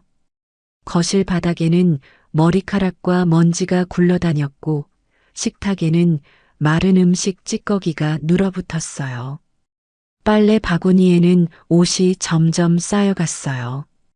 아들은 처음엔 그냥 그러려니 했어요. 설거지도 대충 하고 빨래도 자기 옷만 슬쩍 돌려 입었어요. 며느리는 여전히 집안일에 손 하나 대지 않았어요. 남편은 더 가관이었어요. 처음 며칠은 집이 더러워지든 말든 신경도 안 쓰더니 시간이 지나자 슬슬 불평하기 시작했어요. 당신은 집에서 대체 뭐 하는 거야? 당신이 하던 일을 안 하니까 이렇게 된 거잖아. 그 말을 듣고 웃음이 나왔어요. 내가 하던 일? 그럼 이제부터는 당신이 해. 남편은 코웃음을 쳤어요. 당신 정신 차려. 내가 그런 걸 왜 해? 내가 왜 해야 했는데? 당신이 돈 벌어오니까. 근데 지금은 당신도 집에만 있잖아. 그럼 당신이 하면 되겠네? 남편은 기가 찬다는 듯 헛웃음을 터뜨렸어요. 그럴 거면 내가 결혼을 왜 했겠어? 그 말을 듣고 정말 한 대 쥐어받고 싶었어요. 결혼을 왜 했냐고? 그럼 난 결혼해서 당신 하인 노릇하려고 태어났어? 당신 밥 차려주고, 당신 옷 빨고, 당신 집 청소하려고 여기 있는 거야? 목소리가 커지자 남편은 당황한 눈빛으로 저를 쳐다봤어요. 이제부터는 내가 원하지 않는 일 억지로 하지 않을 거야. 내가 살림하는 게 당연한 줄 알았지? 이제 그 당연한 거 없으니까 당신도 알아서 살아. 남편은 대놓고 짜증을 냈어요. 그래, 그럼 나도 아무것도 안 해. 누가 먼저 버티나 한번 보자고. 그렇게 버티기로 한 지 사흘째 되는 날, 결국 가장 먼저 무너진 건 며느리였어요. 퇴근하고 집에 돌아온 며느리가 식탁 위에 널브러진 쓰레기들과 싱크대에 쌓인 그릇들을 보더니 인상을 찌푸렸어요. 그리고 저한테 조심스럽게 말을 걸었어요. 어머니, 저 그동안 신경 못 써서 죄송해요. 제가 설거지 할게요. 며느리가 드디어 손을 대겠다고 하니까 아들은 대놓고 불만스러운 표정을 지었어요. 왜 내가 해? 그냥 내버려둬. 그러자 며느리는 짜증이 섞인 목소리로 대답했어요. 그럼 당신이 할 거야? 나도 지저분한 거 더는 못 참겠다고. 아들은 대답도 못하고 입을 꾹 다물었어요. 며느리는 싱크대에 쌓인 그릇들을 하나씩 정리하기 시작했어요. 그 모습을 보면서 피식 웃음이 나왔어요. 그렇지, 이제야 제대로 돌아가는구나. 그런데 남편은 여전히 꼼짝도 하지 않았어요. 한참 후 결국 남편도 참지 못하고 한마디 했어요. 이제 좀 정리 좀 하지 그래. 그 말에 일부러 천천히 돌아봤어요. 정리. 누가? 남편은 짜증을 냈어요. 누구긴 누구야. 당신이지. 내가 왜? 당신이 하면 되잖아. 그러자 남편이 버럭 화를 냈어요. 당신이 이러면 집골이 뭐가 돼? 그러니까 당신이 하면 되겠네. 남편은 한동안 말이 없다가 결국 자리에서 벌떡 일어나더니 방으로 들어가 버렸어요. 저요? 이제 더는 당신들 하인이 아니에요. 이제부터는 이 집에서 제대로 된 질서를 세울 거예요. 그날 저녁 평소처럼 집에서 혼자 쉬고 있는데 휴대폰이 울렸어요. 화면을 보니 동네 산책하며 인사하던 이웃이었어요. 잘 지내요? 반가운 목소리에 저도 모르게 미소가 지어졌어요. 몇 번 함께 점심을 먹으며 이런저런 이야기를 나눈 적도 있었어요. 그럼요, 갑자기 웬일이에요? 아, 다름이 아니라 우리 마트에서 직원 한 명이 그만두게 돼서 자리 하나 비었거든요. 혹시 일해 볼 생각 없어요? 순간 가슴이 뛰었어요. 일이라니. 예전 같았으면 엄두도 내지 못했겠지만 요즘 저 자신을 바꿔가고 있는 중이었어요. 게다가 돈을 번다면 경제적으로도 남편에게 휘둘리지 않을 수 있을 거예요. 정말요? 제가 가서 해도 괜찮을까요? 당연하죠. 성격도 꼼꼼하고 일도 잘할 것 같은데요. 시간도 괜찮고 초보자도 금방 배울 수 있어요. 그 말을 듣고 주저없이 대답했어요. 할게요. 언제부터 나가면 될까요? 이웃은 반갑다는 듯이 웃으며 바로 다음 주부터 출근하면 된다고 했어요. 그렇게 저는 오랜만에 제 힘으로 돈을 벌기로 했어요. 출근 첫날, 오랜만에 바깥일을 나간다는 생각에 설레면서도 긴장됐어요. 일하는 동안은 집안일도 있고 오롯이 저만을 위한 시간을 보낼 수 있을 거예요. 마트에 도착하자 반갑게 맞아줬어요. 와줘서 고마워요. 같이 일하게 돼서 정말 좋아요. 저도요. 잘 부탁드려요. 처음 맡은 일은 단순한 계산대 보조였어요. 물건을 정리하고 고객들이 가져온 제품을 바코드 찍어 정리하는 일이었어요. 오랜만에 사회생활을 한다는 게 낯설면서도 신나는 기분이었어요. 그런데 그 신나는 기분도 오래가지는 않았어요. 출근한 지 사흘째 되던 날 계산대를 정리하고 있는데 익숙한 목소리가 들렸어요. 뭐 하는 거야? 고개를 들자마자 눈앞에 남편이 서 있었어요. 순간 머리가 띵했어요. 남편은 평소보다 더 불만스러운 표정으로 저를 내려다보고 있었어요. 당신이 여길 왜 와? 남편은 팔짱을 끼고 주변을 두리번거리며 말했어요. 내가 이 동네에서 당신이 마트에서 일한다는 소리를 들었어. 그럼 뭐?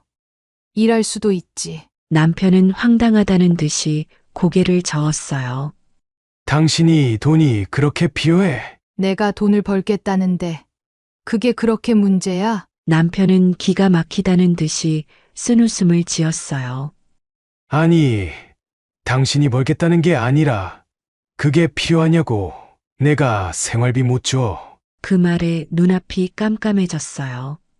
생활비를 줘도 눈치 보면서 써야 하는 돈이잖아. 내가 사고 싶은 거 하나 사려고 해도 당신 눈치 보고 병원비라도 쓰려고 하면 꼭 잔소리부터 듣고 이젠 그거 안 하고 싶어. 내 돈을 내가 벌어서 내가 쓰고 싶다고. 남편은 팔짱을 낀 채로 한심하다는 듯이 저를 내려다봤어요. 이 나이에 갑자기 이래서 뭐 할 건데. 그냥 조용히 살면 안 돼. 아니, 조용히 사는 게 뭐야? 내 인생인데 왜 당신이 가만히 있으라고 강요해? 남편은 코웃음을 쳤어요. 별일이네. 살다 보니 당신이 이렇게까지 나올 줄은 몰랐어. 그럼 계속 나한테 기대서 살 줄 알았어? 이제 그럴 생각 없으니까 당신도 정신 차려. 남편은 여전히 믿기지 않는다는 표정으로 저를 쳐다보다가 한숨을 푹 쉬었어요. 그래. 어디 한번 얼마나 버티는지 보자. 그렇게 말하고는 뒤돌아서 나갔어요. 그 모습을 보면서 속으로 생각했어요. 당신이 아무리 뭐라고 해도 난 절대 멈추지 않을 거야. 하지만 그날 이후 남편은 계속 마트에 찾아오기 시작했어요. 마치 감시라도 하듯이 틈만 나면 계산대 근처에서 서성거렸어요. 고객이 많을 때도 상관없이 와서 일부러 말을 걸고 직원들 앞에서 면박을 주기도 했어요. 하루는 제가 계산을 정리하고 있는데 남편이 다가와서 비꼬듯이 말했어요. 당신이 진짜 이러고 있는 걸 보니까 웃기네. 무슨 뜻이야? 남편은 주위를 둘러보며 한숨을 쉬었어요. 이 나이에 남들 앞에서 계산이나 찍고 있으니까 속이 후련해. 사람들 눈에 어떻게 보일지는 생각 안 해. 그 말에 너무 화가 나서 바로 받아쳤어요. 그럼 당신은 사람들 눈에 내가 평생 당신 밥 차려주고 하인처럼 사는 건 어떻게 보였을까? 남편은 순간 당황한 얼굴을 했어요. 이제 그런 거 신경 안 써. 당신이 어떻게 보든, 남들이 어떻게 보든, 난 내가 하고 싶은 대로 살 거야. 남편은 여전히 불만스러운 표정으로 저를 내려다보다가 결국 아무 말 없이 돌아갔어요. 하지만 포기하지 않고 며칠 뒤에도 또 왔어요. 계산대에서 바쁘게 손님을 응대하는데 남편이 제 앞에 서서 팔짱을 끼고 쳐다보고 있었어요. 당신 대체 언제까지 이 짓 할 거야? 그 말에 한숨이 절로 나왔어요. 남편이 뭐라고 하든 신경 쓰지 않기로 했어요. 남편의 감시도 비아냥도 이제는 아무런 영향을 주지 않을 거예요. 왜냐하면 이제는 절대 뒤로 돌아가지 않을 거니까. 마트에서 일한 지도 한 달이 넘어가고 있었어요. 남편은 여전히 틈만 나면 마트에 찾아와서 감시하고 일 그만두라고 압박했지만 그럴수록 더 버텼어요. 더 이상 남편 말에 휘둘릴 생각은 없었어요. 그런데 문제는 남편뿐만이 아니었어요. 아들 부부. 원래는 몇 달만 지내겠다고 했던 사람들이었어요. 자기들이 돈을 모아 신축 아파트로 이사 가야 한다고 조금만 부모님 집에서 지내겠다고 했어요. 처음엔 그래, 피치 못할 사정이 있으면 얼마든지 도와줄 수 있지. 그렇게 생각했어요. 그런데 몇 달이 지나도 나갈 기미가 보이지 않았어요. 오히려 집이 자기들 집인 것처럼 자리 잡고 있었어요. 처음엔 미안해하던 며느리도 이제는 당연한 듯이 저를 부려먹기 시작했어요. 아침이면 아무렇지도 않게 일어나 식탁에 앉아 있었어요. 저를 향해 어머니, 아침 드셨어요? 라고 말하면서도 정작 본인은 손 하나 까딱하지 않았어요. 아들은 더 심했어요. 퇴근하고 오면 거실에서 발을 쭉 뻗고 소파를 차지하고 앉아 TV를 보고 있었어요. 설거지는 늘 쌓여 있었고 세탁 바구니에는 빨랫감이 가득했어요. 며느리가 한 번은 말했어요. 어머니, 요즘 너무 피곤해서 빨래를 못 돌렸어요. 내일은 꼭 할게요. 그 말을 듣고 그냥 한숨을 쉬었어요. 내일은 꼭 한다고? 그런 말이 벌써 몇 번째인지 모르겠어요. 며느리가 한 번이라도 자기 손으로 세탁기를 돌리는 걸 본 적이 없었어요. 그날 밤 저는 아들 부부가 거실에서 TV를 보고 있을 때 일부러 앞에 앉았어요. 너희 언제 나갈 거니? 갑작스러운 질문에 아들이 눈을 찌푸렸어요. 엄마, 그게 무슨 말이야? 내가 뭐라고 했는지 기억 안 나? 몇 달만 지낸다고 했잖아. 근데 벌써 몇 달이 훌쩍 지났어. 이러다 평생 우리 집에서 살겠다고 하겠네. 아들은 갑자기 짜증을 내며 소리를 질렀어요. 알아서 나갈 거니까 신경 꺼! 그 순간 속에서 뜨거운 게 확 치밀어 올랐어요. 신경을 끄라고? 이게 누구 집인데 내가 신경을 꺼야 해? 내가 나가야 할 집에서 내가 신경을 끄라고? 아들이 자리에서 벌떡 일어나더니 짜증을 냈어요. 엄마, 요즘 왜 이렇게 예민해? 우리가 뭐 크게 잘못했어? 그냥 좀만 더 기다려주면 되잖아. 더 기다려달라고? 지금까지 기다려줬잖아. 근데 너희가 한 게 뭐 있어? 집안일 하나 제대로 하는 것도 없고 생활비를 주는 것도 아니고 손 하나 까딱하지 않으면서 내가 무슨 너희 가정부야? 그때 남편이 거실로 나왔어요. 무슨 소란이야? 아들이 팔짱을 끼고 남편에게 말했어요. 아빠, 엄마가 우리 보고 언제 나갈 거냐고 계속 뭐라 해. 그러자 남편이 한숨을 푹 쉬더니 저를 보며 인상을 찌푸렸어요. 당신, 왜 별것도 아닌 일로 이렇게 난리야? 애들 힘든 거 모르나? 그 말에 순간 정신이 아득해졌어요. 힘들다고? 그래서 내가 힘들어야 해? 내가 죽어라 집안일 다 떠맡고 살아야 해? 남편은 저를 노려보며 목소리를 높였어요. 아니, 부모가 그 정도도 못해줘? 그 순간 참을성이 완전히 끊어졌어요. 부모라고? 부모면 자식이 잘못하고 있을 때 바로 잡아줘야 하는 거 아니야? 내 아들 하는 꼴이 이 모양인데도 부모가 당연히 희생해야 한다고? 남편은 입을 꾹 다물었어요. 아들도 불만스러운 얼굴로 벽을 노려보고 있었어요.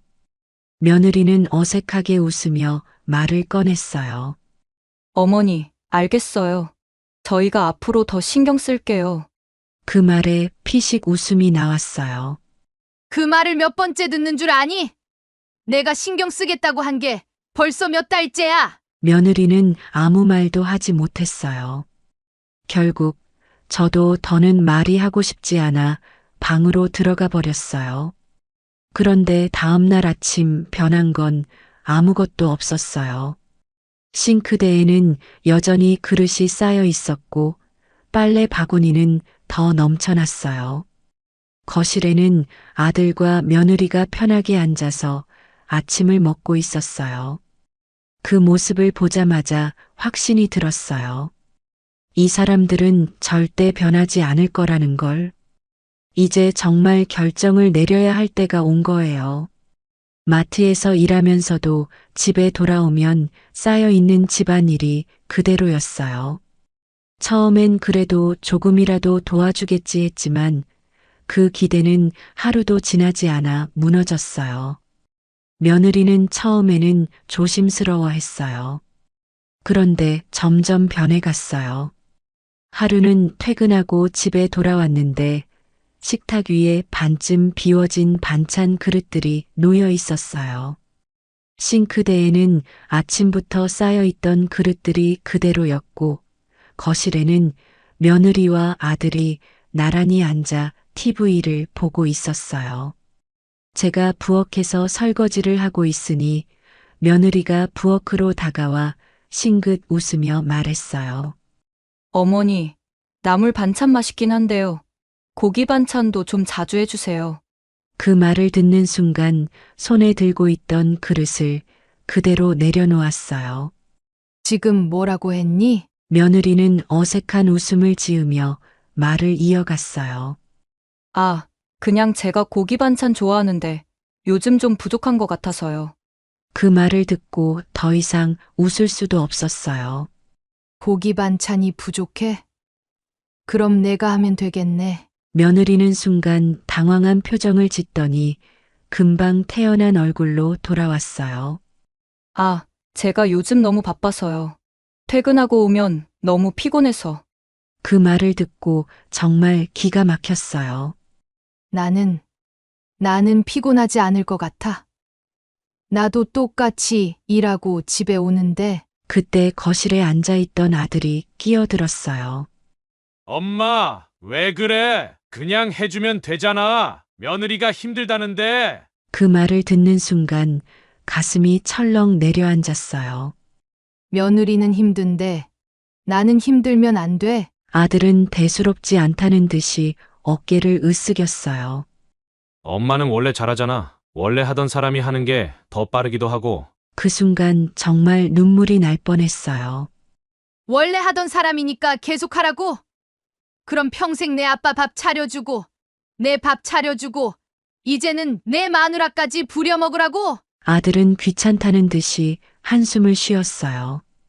엄마, 요즘 왜 이렇게 예민해? 그 순간 거실에서 남편이 헛기침을 하며 입을 열었어요. 아니, 당신 정말 왜 그래? 며느리가 예쁘게 부탁하는데 왜 그렇게 꼬아서 들어? 꼬아서 들어? 제 목소리가 떨리기 시작했어요. 나는 집에 오자마자 씻지도 못하고 밀린 집안일을 하고 있는데 내 마누라는 고기 반찬이 부족하다고 불평을 하고 있고 내 아빠는 그걸 내가 꼬아서 듣는다고?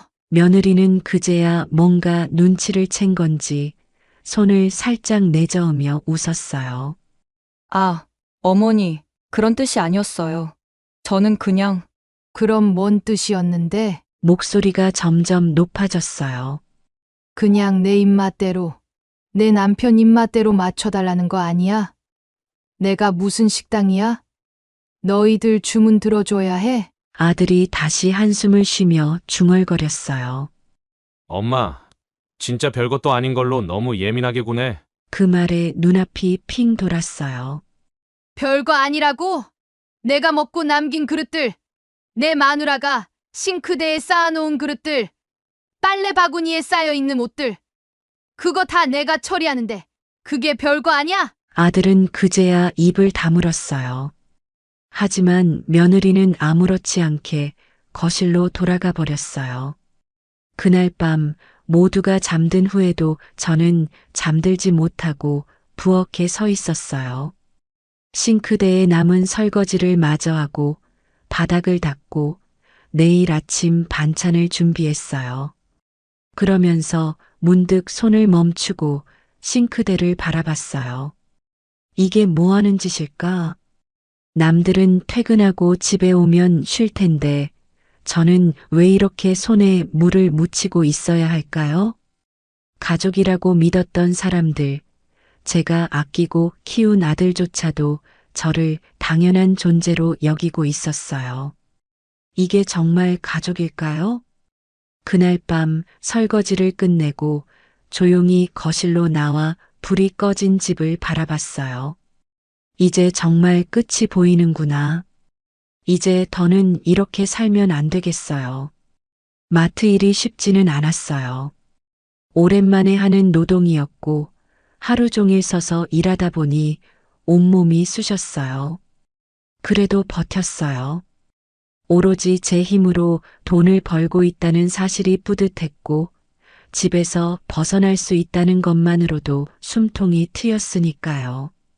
하지만 몸이 버티지를 못했어요. 아침에 일어나는데 온몸이 뻐근했고 머리가 지끈거렸어요.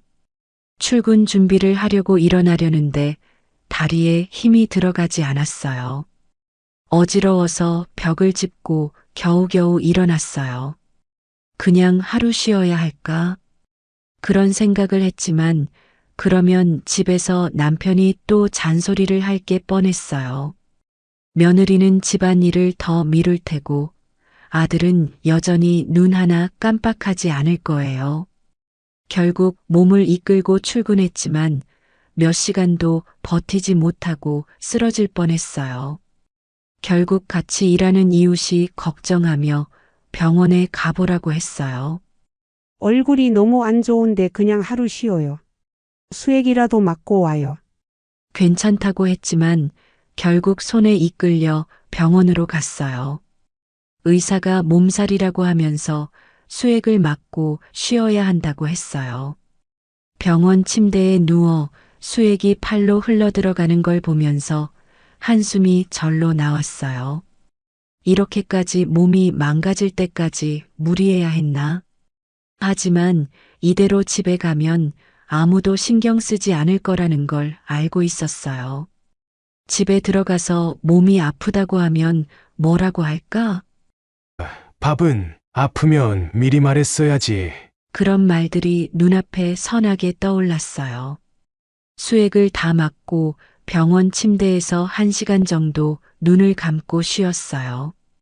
그래도 피곤함이 완전히 가시지는 않았어요. 하지만 집에 가서 쉴 수도 없었어요. 집에 도착한 시간은 밤 10시가 넘었어요.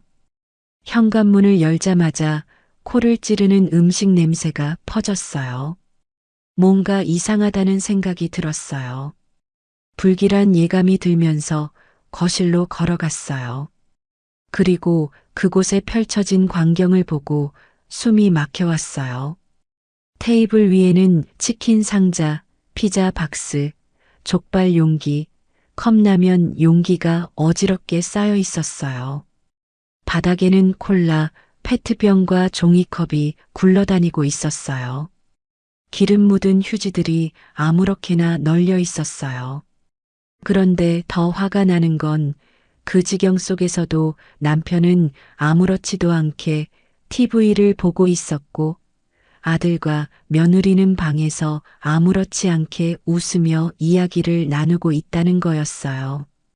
그 광경을 보자 갑자기 머릿속이 하얘졌어요. 그때 남편이 TV에서 눈을 떼지도 않은 채 툭 던지듯이 말했어요.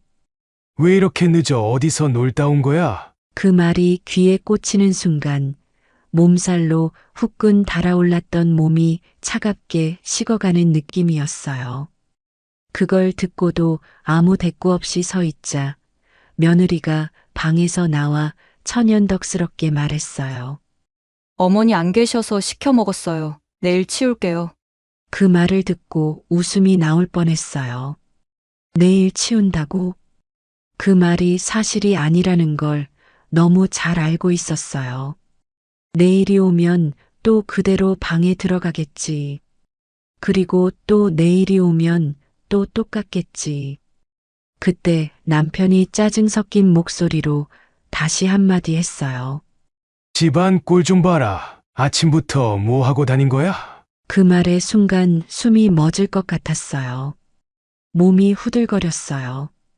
아침부터 몸이 아파서 겨우겨우 출근했고 병원에서 수액까지 맞고 이제야 집에 들어왔는데 이 사람들은 제가 없던 시간 동안 잔치를 벌였고 그 결과물이 이웃 쓰레기장이었고 그걸 보고도 저한테 뭐하고 다녔냐고 묻고 있었어요. 도대체 내가 왜 이 집에 있어야 하는 걸까? 그 순간 정말 이 집을 떠나고 싶다는 생각이 들었어요. 그 순간 더 이상 참을 수 없었어요. 온몸이 떨리고 머리가 새하얘지는 기분이었어요. 이 집에서 이 사람들 틈에서 저는 사람 취급도 못 받으면서 살아왔어요. 하루 종일 일하고 돌아왔는데 집이 이 모양인데도 아무도 미안해하지 않았어요. 오히려 저한테 따지고 있었어요. 제가 지금까지 참고 살았던 게 잘못이었어요. 그러니까 이 인간들이 저를 만만하게 본 거예요. 더는 참을 이유가 없었어요. 벌컥 아들과 며느리 방 문을 거칠게 열어젖혔어요. 짐 싸서 당장 나가! 방 안에서 느긋하게 누워있던 아들과 며느리가 화들짝 놀라 저를 쳐다봤어요. 아들이 황당하다는 표정으로 벌떡 일어나더니 소리쳤어요. 엄마, 뭐 하는 거야? 며느리는 눈을 동그랗게 뜨고 저를 쳐다봤어요. 어머니, 무슨 일이세요? 무슨 일이냐고? 정말 모르는 거야? 거실을 손짓하며 가리켰어요. 지금 이 집이 무슨 돼지 우리 같은지 안 보여? 내가 집에 없으면 이 지경이 되는 거야? 내가 뭘 했는지 모르겠어? 너희들 몇 달만 있다가 나간다더니 몇 달이 지나도 아무 말도 없고 집안일은 손 하나 까딱 안 하고 이제는 내가 당연한 듯이 너희 뒤치다꺼지까지 해줘야 해. 며느리는 당황해서 말을 더듬었어요. 어머니, 저희가 내일 치운다고 했잖아요. 내일? 내일은 무슨? 내 입에서 그 말 나온 게 오늘이 처음이야? 몇 달 동안 내일 치운다고만 하고 한 번이라도 치운 적 있어? 내가 내 아녀야? 며느리는 말문이 막혔는지 고개를 돌렸어요. 아들은 그제야 정신을 차린 듯 제 앞으로 다가왔어요. 엄마, 진정해. 그냥 우리가 치우면 되잖아. 그 말에 헛웃음이 나왔어요. 이제야 치운다고? 내가 이렇게 소리를 질러야 치울 생각이나? 그러니까 내가 앞으로도 계속 난리를 쳐야겠네? 그래야 내가 움직이겠지? 아들은 아무 말도 하지 못했어요. 며느리는 슬쩍 아들의 눈치를 보며 한 발짝 뒤로 물러섰어요. 그때 남편이 거실에서 벌떡 일어나며 소리를 질렀어요. 당신 미쳤어! 갑자기 왜 이래? 당신도 나가! 남편이 저를 황당한 눈빛으로 쳐다봤어요. 뭐? 이혼할 거야! 거실이 순식간에 조용해졌어요. 남편이 믿을 수 없다는 듯이 헛웃음을 터뜨렸어요. 이혼. 당신이 무슨... 그동안 참고 살았던 게 바보 같아. 내가 이렇게 살려고 결혼한 줄 알아? 이제 끝이야. 당신도 짐 싸서 나가. 남편이 당황한 얼굴로 저를 쳐다봤어요. 잠깐만. 무슨 이혼까지... 말 돌리지 마. 난 더 이상 이 집에서, 이 가족 속에서 하인처럼 살지 않아. 당신도, 저 인간들도 다 나가. 아들이 화가 났는지 버럭 소리를 질렀어요. 엄마, 제발 좀 진정해. 이건 너무 갑작스럽잖아. 갑작스러워? 갑작스러운 게 뭔데? 내가 평생을 참고 살았어. 내가 참는 게 당연했지? 내가 참고, 내가 다 하고, 내가 헌신하고, 그래서 내가 계속 그러고 살 거라고 생각했어. 아들은 아무 말도 못했어요. 그럼 내가 지금까지 했던 걸 내가 해볼래? 내 마누라가 집에서 손 하나 까딱 안 하고, 내 아빠가 밥 차려오라 하고, 내가 밖에서 뼈 빠지게 일하고 돌아왔는데 집이 돼지 우리가 돼 있어. 그러면 넌 아무렇지도 않을 것 같아. 아들의 얼굴이 하얗게 질렸어요. 엄마, 그리고 이제 그만할 때가 됐어. 너희도 나가. 난 너희 부모지. 너희 가정부가 아니야. 며느리는 이제야 사태가 심상치 않다는 걸 깨달았는지 아들의 옷자락을 슬쩍 잡았어요. 자기야, 그 순간 손이 먼저 움직였어요. 옷장을 열어 닥치는 대로 아들 부부의 옷을 꺼내서 방 밖으로 던졌어요. 캐리어를 끌어와서 며느리의 화장품 가방을 집어넣고 그대로 현관으로 던졌어요. 아들이 황급히 달려와 말렸어요. 엄마, 진짜 이러지 마. 진짜 이러지 마. 지금 내가 하는 게 진짜라고 이제야 알겠어? 너희 몇 달만 있다가 나간다고 해놓고 몇 달이 지나도 아무런 말도 없었어. 나한테 한마디라도 했어? 이제 슬슬 나가야겠다고? 안 했지? 왜? 이게 편하니까. 며느리는 짐을 끌어안고 당황한 얼굴로 저를 쳐다봤어요. 어머니, 너도 나가. 너도 똑같아. 처음에는 조심하는 척하더니 이제는 아예 나를 부려먹잖아. 내가 내 하녀야? 내 시어머니가 아니라? 며느리는 더 이상 말을 잇지 못했어요. 남편이 다시 소리를 질렀어요. 당신, 지금 정신 나갔어! 그래, 정신 나갔다. 정신 나가고 싶지 않으면, 내가 더 이상 미치지 않으려면 이 집에서 너희들이 나가야 해. 거실에는 여전히 배달 쓰레기들이 널려 있었어요. 저 사람들은 제가 이 집에서 평생 참고 사는 게 당연하다고 생각했어요. 하지만 이제는 아니에요. 이제 정말 끝이에요. 짐을 다 내던지고 문을 활짝 열었어요. 당장 나가! 남편은 끝까지 버텼어요. 이혼이라는 말이 나오자마자 처음에는 콧방귀를 뀌었어요. 이혼! 당신이 말도 안 되는 소리 하지 마! 내가 절대 이혼 안 해줘! 하지만 저는 흔들리지 않았어요. 이혼 안 해준다고? 당신이 뭔데 허락을 해? 내 인생이야. 내가 결정해. 남편은 어이없다는 듯 웃었어요. 웃기지 마! 내가 평생을 내 돈으로 살았으면서 이제 와서 뭐래? 그 말을 듣고 피식 웃음이 났어요. 그래, 내가 돈을 벌어왔지. 하지만 내가 번 돈으로 나는 뭘 해봤을까? 내 부모 챙기고, 내 형제들 도와주고, 내 자식 키우고, 내 밥 차리고, 내 옷 빨고, 내 집안 치우느라 내 인생은 없었어? 근데 이제 그게 끝났다고. 남편은 기가 막힌다는 듯 쳐다봤어요. 당신 정말 미쳤구나! 미쳤다고 해도 좋아. 이제는 나를 위해 미칠 거야. 결국 법원까지 가게 됐어요. 남편은 끝까지 이혼을 거부했어요. 자기 돈으로 이룬 집이고 재산이라고 한 푼도 줄 수 없다고 버텼어요. 하지만 법원은 제 편이었어요. 평생을 살림하며 가정을 지탱해왔다는 점이 인정됐고 남편이 가정을 위해서가 아니라 본인의 가족과 형제들만을 챙겼다는 사실도 중요하게 작용했어요. 남편은 법정에서까지 억지를 부렸어요. 이 여자 아무것도 한 게 없어요. 내가 벌어온 돈으로 살림했으면서 이제 와서 반을 가져가겠다고요. 판사는 냉정했어요. 아내가 전업주부로 가사를 담당하는 것도 부부 공동의 기여로 봅니다. 기여도를 인정하여 재산을 분할합니다. 그 순간 남편의 얼굴이 하얗게 질렸어요. 나는 이혼 못해. 하지만 결정은 내려졌어요. 그렇게 저는 남편과 완전히 갈라섰어요. 아들과 며느리는 결국 따로 살게 되었어요. 처음에는 자기들끼리도 잘 살겠지 싶었어요. 하지만 그것도 오래가지 않았어요. 며느리는 생활비 문제로 계속 불평을 했어요. 자기야, 이렇게 빠듯하게 살 거면 애는 언제 낳아? 이대로 애까지 생기면 어떡할 건데? 아들은 짜증을 냈어요. 나도 어떻게든 벌어오려고 하고 있잖아. 그럼 자기 엄마한테 좀 도움을 요청하든가. 그 말을 듣고 아들은 황당해했어요. 우리 엄마, 지금 우리한테 관심도 없는데 무슨 도움을 받아? 며느리는 차갑게 말했어요. 그래서 이대로 살 거야? 난 이렇게 힘들게 살 자신 없거든. 아들 부부 사이에 점점 금이 가기 시작했어요.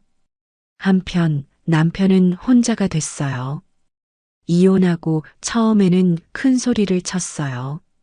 나 혼자 살아도 얼마든지 잘 살아. 하지만 그게 현실이 아니었어요. 밥을 해본 적이 없던 남편은 처음엔 대충 편의점 음식으로 버텼어요.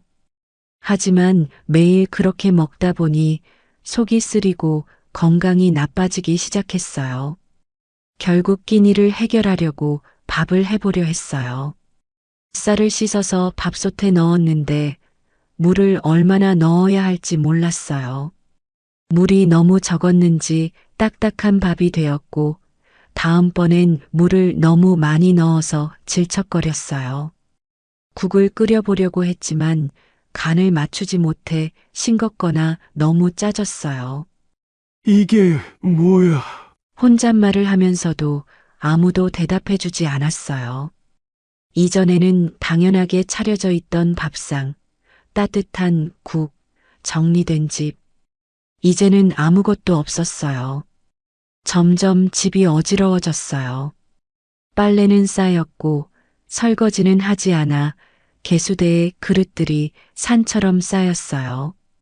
바닥에는 먼지가 굴러다녔어요. 하지만 치울 사람도 잔소리할 사람도 없었어요. 어느 날 혼자 앉아 차가운 밥을 씹으며 남편은 중얼거렸어요. 이럴 줄 알았으면. 그 말을 끝맺지 못했어요. 지금까지 제가 당연하게 해왔던 것들이 이제는 없는 게 되어버리니까 그제야 소중함을 깨닫는 거였어요. 하지만 이미 늦었어요. 나는 이제 그 사람을 위해 존재하지 않아요. 나는 이제 나를 위해 살아가고 있어요. 이혼 후 가장 먼저 한 일은 작은 오피스텔을 구하는 거였어요. 이제 더 이상 넓은 집이 필요하지 않았어요. 아무도 치워주지 않는 거실도, 끝없이 쌓이던 빨래도, 늘 차려야 했던 밥상도 더 이상 신경 쓸 필요가 없었어요. 제 삶을 위해 딱 필요한 공간, 그거면 충분했어요. 작은 오피스텔이었지만 그곳에서 저는 처음으로 내 집이라는 걸 느꼈어요. 남편과 아들의 공간이 아니라 오로지 저만을 위한 공간. 이제는 아무도 저를 부르지 않았어요. 밥은 이거 좀 치워. 뭐 하고 다닌 거야? 그런 말들이 사라진 조용한 공간에서 저는 자유를 만끽했어요. 마트 일도 그만뒀어요. 이제 더 이상 돈 때문에 무조건 일할 필요가 없었어요. 재산 분할로 받은 돈과 제가 평생 아끼며 모아온 돈이면 충분했어요. 이제는 더 이상 누군가를 위해 일하는 게 아니라 저를 위해 살고 싶었어요. 그래서 하고 싶었던 일들을 하나둘 시작했어요. 여행을 떠났어요. 평생 남편과 가족들 뒷바라지하느라 단 한 번도 여행을 떠난 적이 없었어요. 남들은 결혼 기념일에 해외여행도 가고 친구들이랑 국내 여행도 가지만 저는 늘 밥을 차리고 빨래를 개고 집안을 돌보느라 어디 한번 나가보질 못했어요. 그런데 이제는 달랐어요. 기차를 타고 바닷가로 떠났어요. 창밖으로 펼쳐지는 풍경을 보며 그동안 왜 이렇게 살지 못했을까 싶었어요. 도착해서 바닷바람을 맞으며 해변을 걸었어요. 시원한 바람이 머리카락을 흩뜨릴 때 문득 실감이 났어요. 아, 나 이제 진짜 자유구나. 바닷가 카페에 앉아 따뜻한 커피를 마시며 한참을 바다를 바라봤어요. 그동안 바다를 본 적이 없었나? 멀리 떠나지 않더라도 시간만 냈다면 충분히 볼 수 있었을 텐데. 하지만 그때는 그런 생각조차 못했어요. 오로지 남편이 먹을 밥, 아들의 세탁물, 집안 청소만이 머릿속을 가득 채우고 있었어요. 그런데 지금은 제가 하고 싶은 것만 하면 돼요. 그렇게 여행을 다녀온 후에는 그림 교실을 등록했어요. 평생 남을 위해 살았지만 정작 제가 하고 싶은 게 뭔지는 생각해 본 적이 없었어요. 그런데 어릴 때부터 그림을 좋아했었다는 게 떠올랐어요. 미술관을 가면 한참을 그림 앞에서 서 있곤 했어요.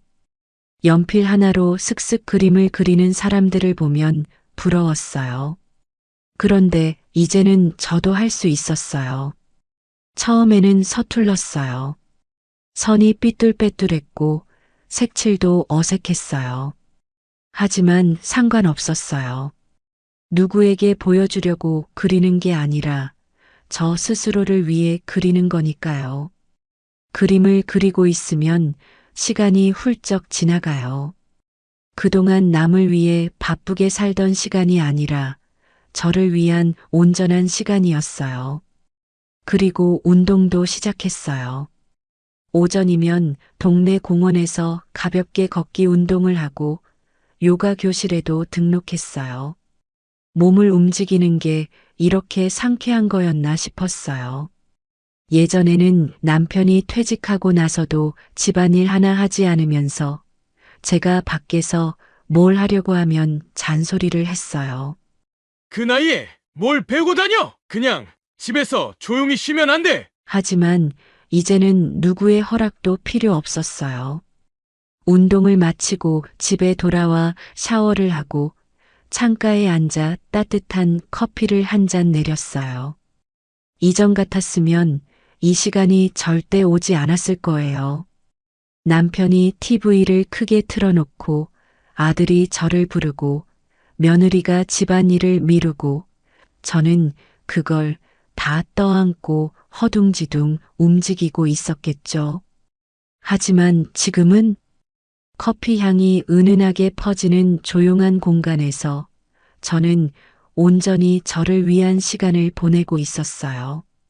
창밖을 보며 커피를 한 모금 마셨어요. 아, 이제야 나로서 살 수 있구나. 저도 모르게 미소가 지어졌어요. 이제야 진짜 제 삶을 찾은 것 같았어요. 오늘의 사연 들으시고 어떤 생각이 드셨나요? 사연자분께 해주고 싶으신 말씀 있으시면 댓글 부탁드리고 구독을 누르시면 여러분께 내일 좋은 소식이 찾아올 거예요. 그럼 다음 사연에서 만나 뵙겠습니다. 감사합니다.